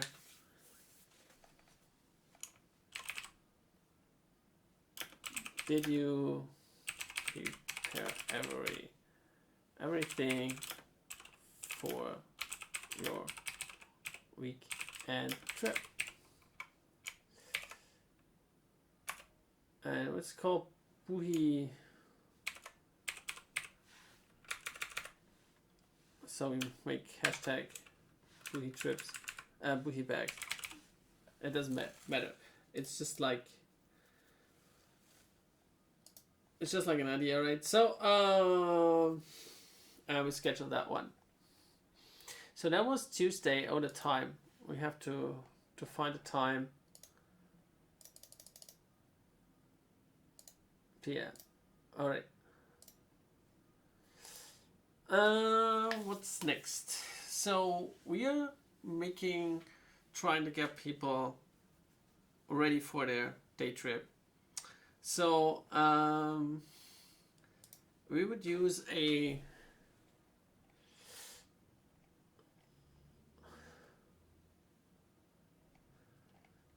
something travel-y. Yeah, we take an infographic.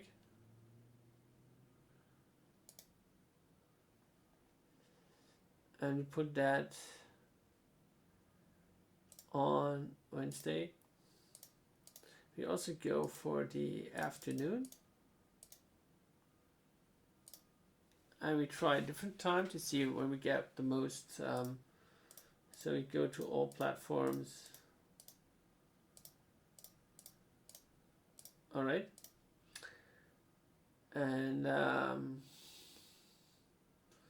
yeah. We want to take Tom as well. And on Instagram, we also use the Tom audience. And we want to give it 50. That's okay. And we also give that 50. That's okay. And we create that here as well. So 40.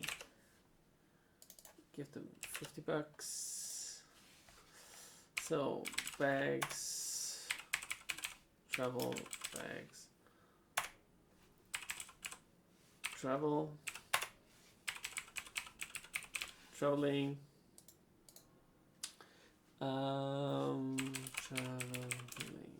Whoa.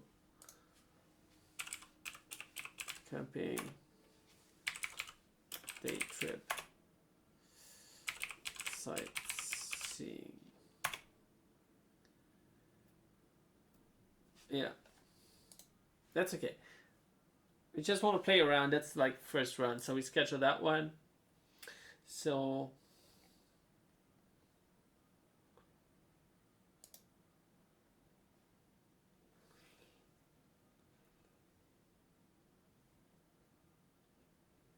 I could just run the simulation and check out what we reach, but I mean, it doesn't make sense to do that right now.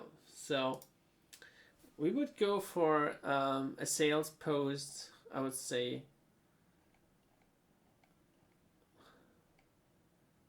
Veterans Day, Hanukkah. No, we don't need that. Black Friday, see? They're like using that for Black Friday as well. Happy Sale, Kwanzaa, what's that? Yeah, we use that one and we push that to all audiences. And we would go for that on Friday, shopping time, Friday evening. Maybe 6 o'clock. All right. And then, we need to put something in there.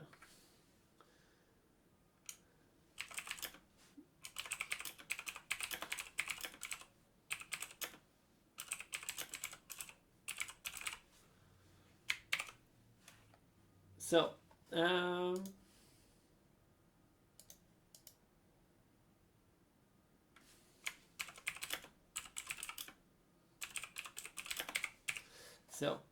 and then we have to push, we want to promote that, and so we use the audiences we created earlier.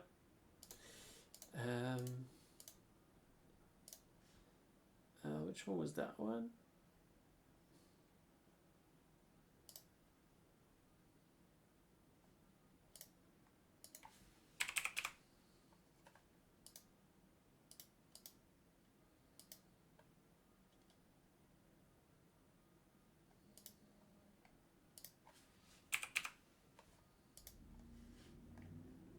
So we go to Twitter and select our Tom. Go to Instagram. Go to Tom. Done. So we have like all three audiences, and Pinterest would be more for women and stuff. So yeah, schedule that one. So now we have, wow, we still have $4,000 to spend. I think we can put in more into the promotion. I'll give that 100.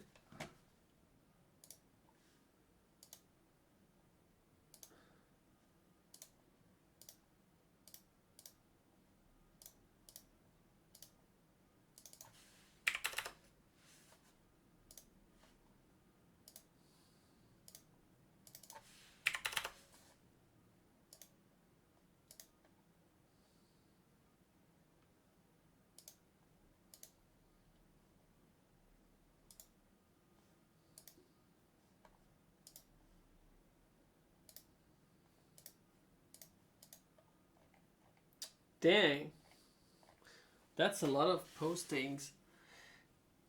I need to do 12 posts, man. That's a lot of work.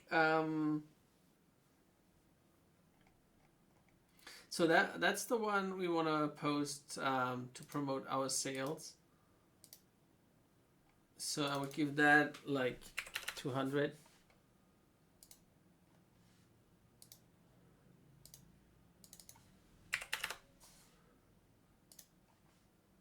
I don't know whether we can retarget with that one.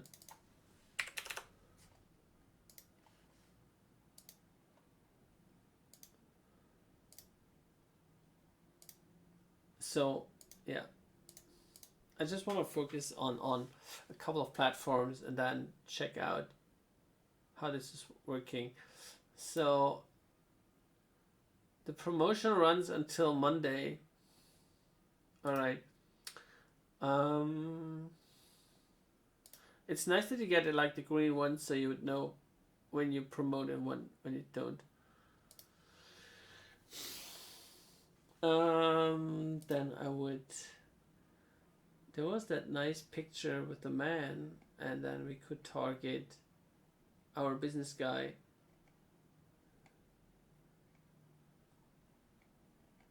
Don't you think so? Like the business bags.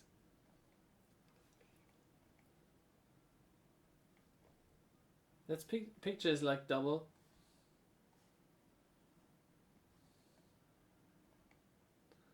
Free shipping when you spend.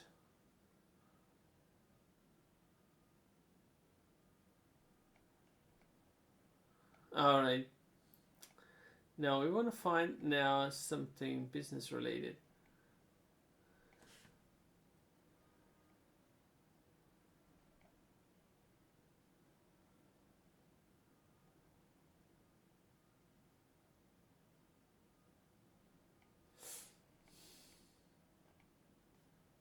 Where's the businessman? I wanted to. There was the picture with the businessman, and where is that? Wow, Rome in the City 2-minute video content. It costs $3,500.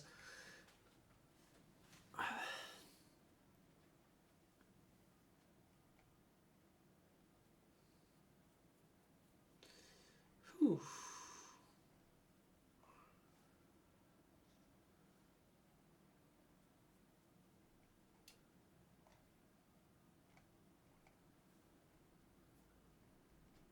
Oh, that one.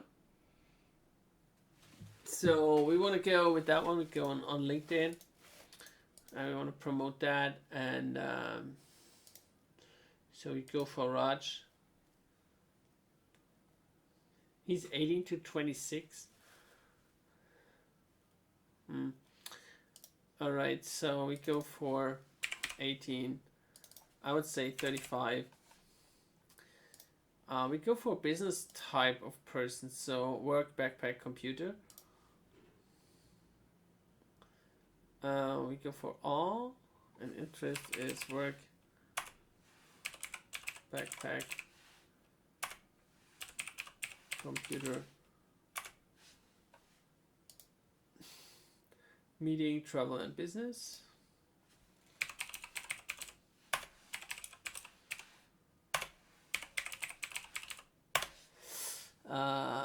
Business, style, insights, and news. Style, insight, news. Industry, industry insights.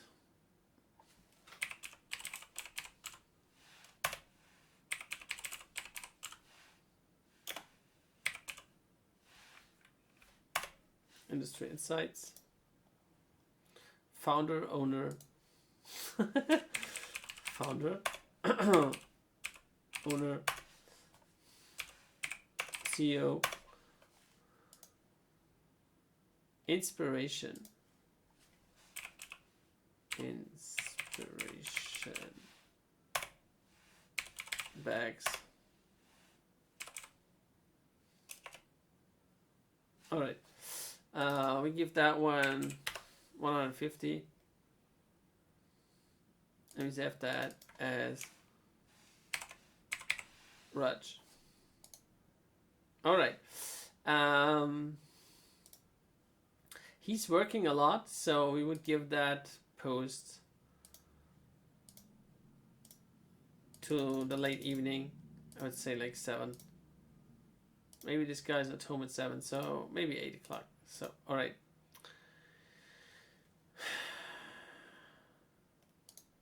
All right. And then we want to feature something on YouTube.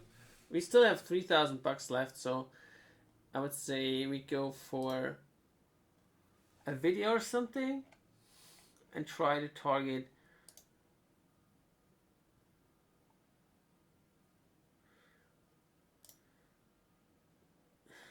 that's all right. So this is a 2-minute video your content team has done featuring a New York resident walking through the city with Bowie apparel. Roam the city in Bowie style. This is a 2-minute video your content team has done featuring LA resident walking around the city with a Bowie apparel. Promotes travel bags.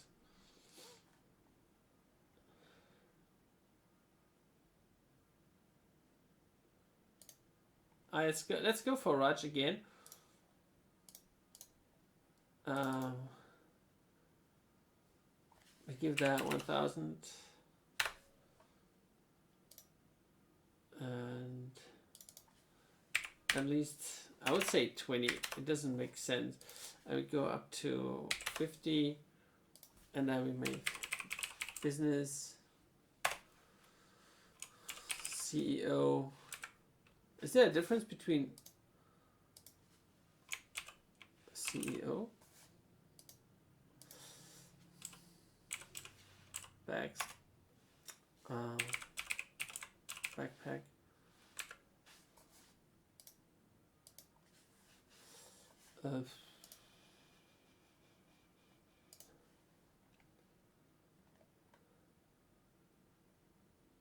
messenger bag, maybe?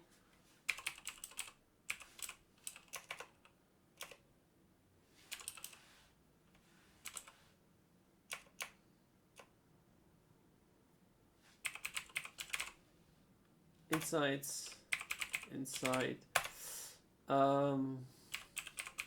founder, owner.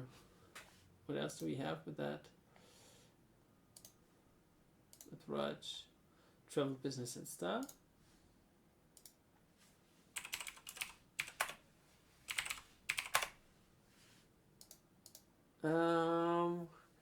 Work, industry. Work, industry, insights.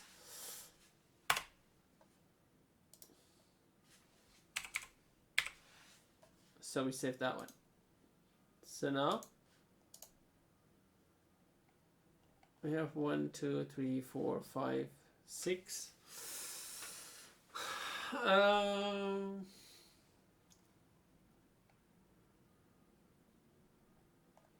then we put on some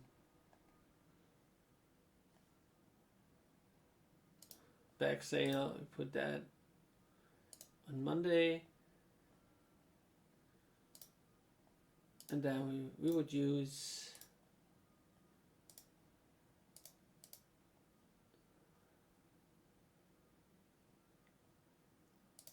no, we don't do any customization. We just give that $300. No, let's make 100.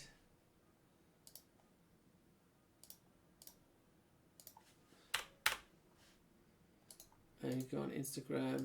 We just push, like, spread the word.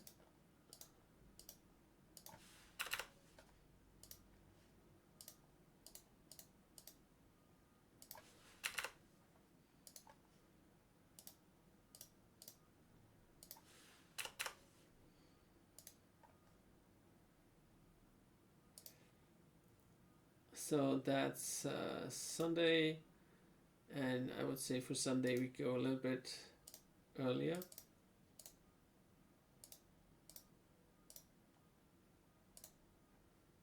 All right, so we got $800 left.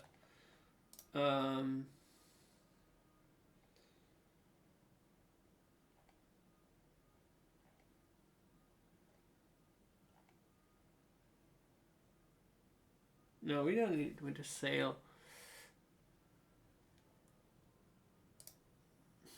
So we take the simple one and we put that one on Saturday. 5.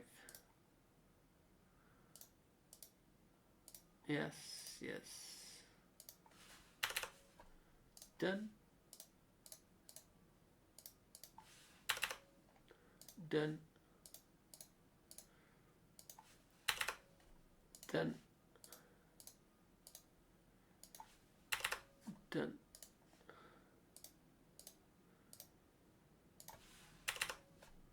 Done. Done. So we have 606. Okay, that's good. So now you have 1, 2, 3, 4, 5, 6, 7, 8 posts. No, 7 posts. So we should have like 1 post on every day, except for Tuesday. Oh, yeah. And then it would be nice if you could just copy that one and say, yeah, I want to have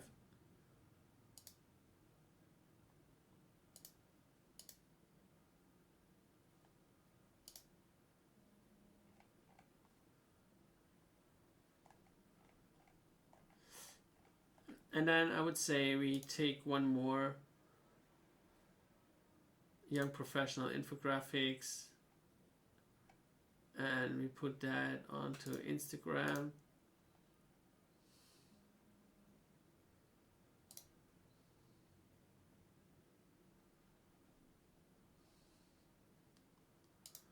And Facebook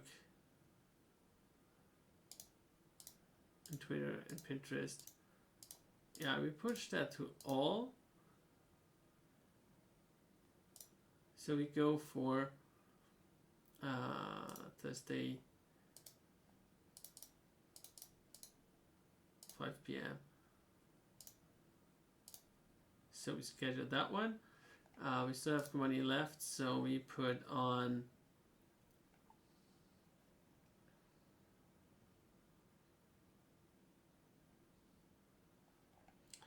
whatever, like couple style, yeah, like young people, and we go for that as well.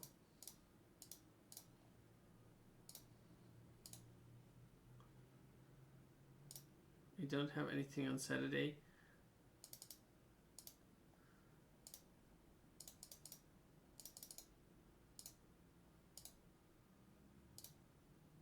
All right, so now we have. Okay, we can push that one. We still have money left, so I give that 50 and 50.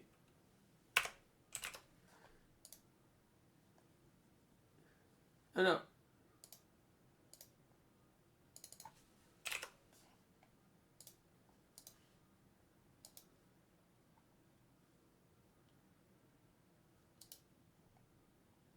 So how does it look like? So we have 1, 2, 3, 4, 5, 6, 7, 8 posts, 9 posts.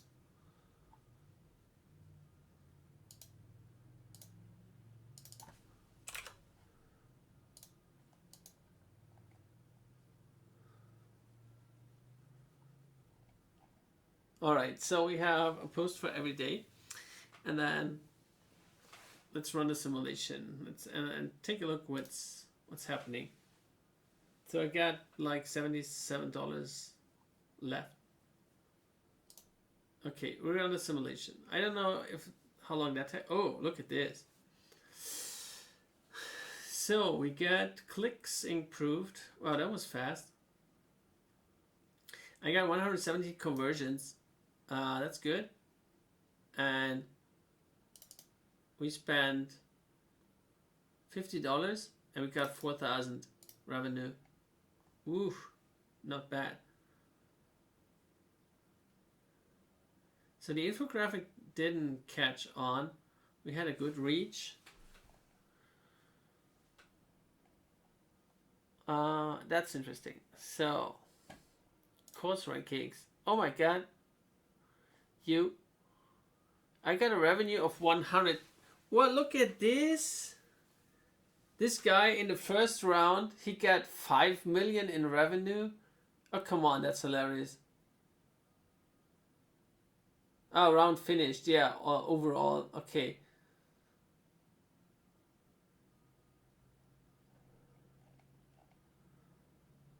Yeah.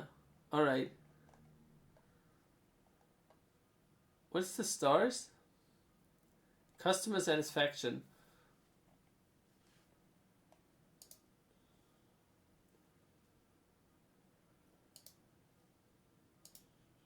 All right, so for the first time, I'm on rank. Oh yeah, so there's like 6 people finishing, and they got 5 million in revenue. Wow, that's really hard. So we got first 100,000. So Twitter.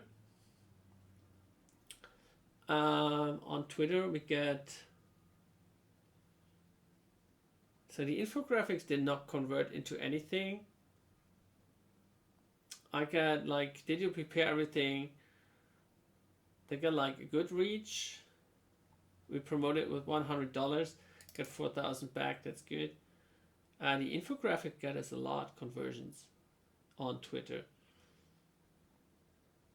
That one didn't get us anything. Interesting. And I don't know. It's 21st, 19th. I don't know why it is like that. The sorting is like that. So Instagram. So I got 15% more followers, and yeah, the same thing. The image gets us a lot of conversions, and that infographic as well.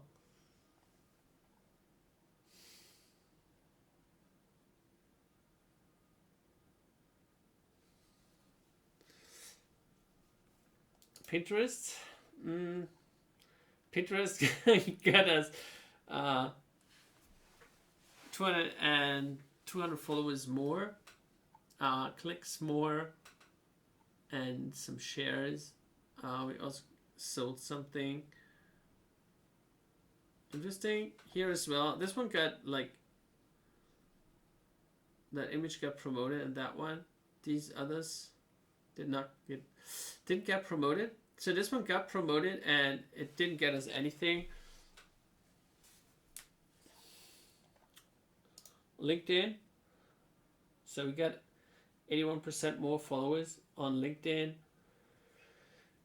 Clicks, so that looks good. The impressions is good. The likes, clicks increased. The shares increased. The followers increased a lot. Conversions as well. And the revenue, that's what we are focusing on, right? Basically, we want to see the revenue. And the YouTube, that's not that much. It's just 37% clicks. Revenue. Yeah, revenue is 6,000.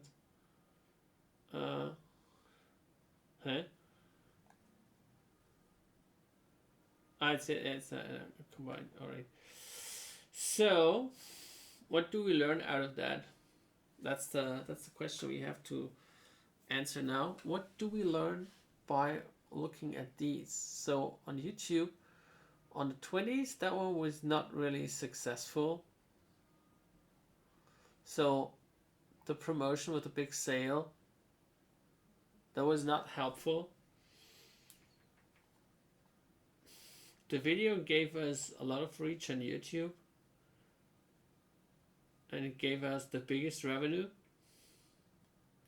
But even the normal advertisement gave us good revenues. All right.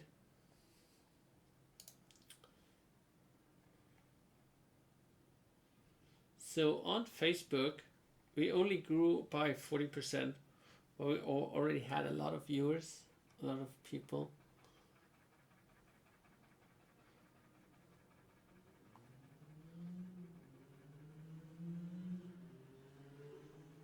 So on the 18th, that has the biggest impact.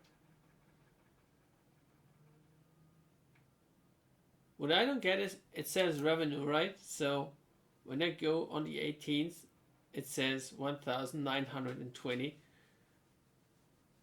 But when I go on the 18th over here, it says 8,600. So I'm not quite sure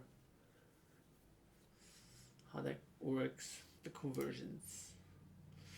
So the 20s, sale coming up, did not get us a lot of things.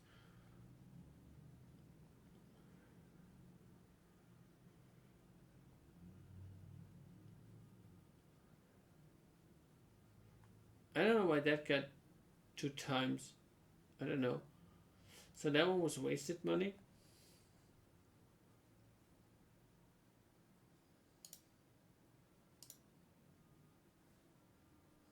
Then this one is going down as well. So the impressions went down on that one. It would be nice if we would have like a combined one. So this one was quite, that one was the targeted one. So this is Tom. So that one was targeted to Tom.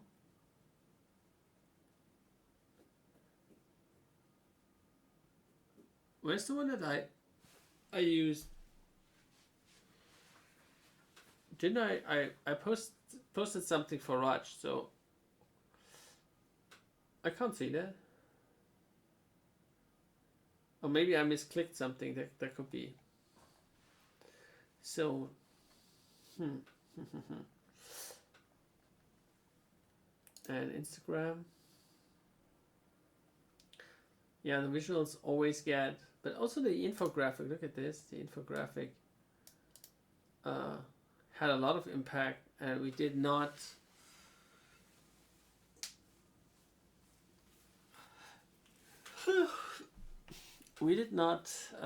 promote that a lot. It's like just like $50, right? See that?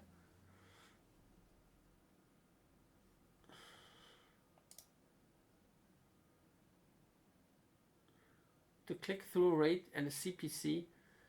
I got a click-through rate of 3.5% and a CPC of 7. That's like the overall, I guess. I got 5,000 new followers, and I got 3,190 conversions. That's a good thing.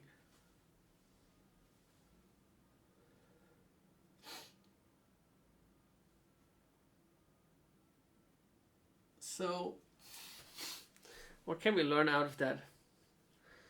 I mean, the person like over here, like ranking number 8, he has played 4 rounds and he just has 300 in revenue. So, and only 7,000 conversions, but it's like 20 steps ahead, right?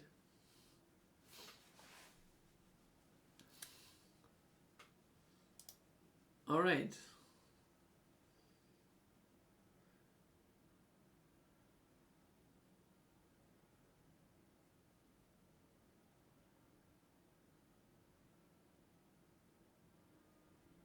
Is it the days? 1, 2, 3, 4, 5, 6. Yeah, that's day number 3. So that would be 17s, 18s, 90s, the 20s. That one did not hit, actually.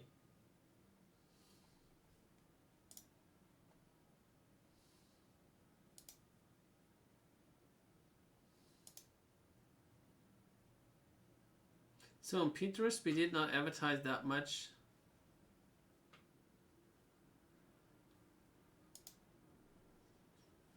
There are no pending posts. All right. So the targeted one was really good. Okay, I didn't put in text, right? So I just was posting pictures without anything. So it would be nice if you would just could use copy.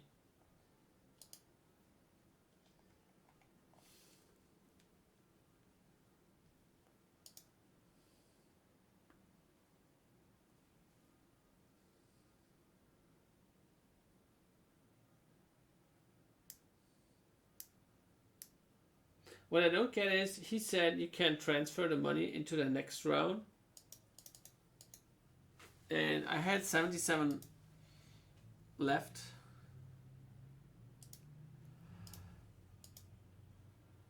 So, post planner.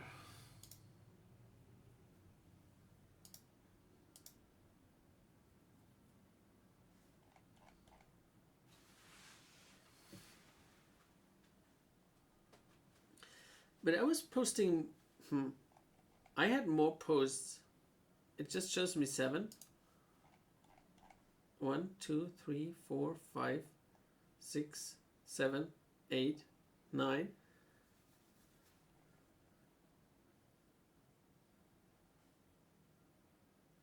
Oh, the business one was just to Instagram. And that one was on the 19th. So we go to LinkedIn. There it is. It got us conversions. It got us conversions. The article. It got us a lot of conversions. Like compared to the rest.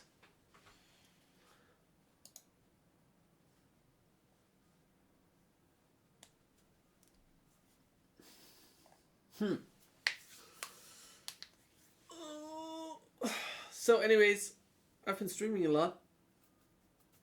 I will continue streaming tomorrow. See you soon, guys. Bye bye. Or any last words? I guess not.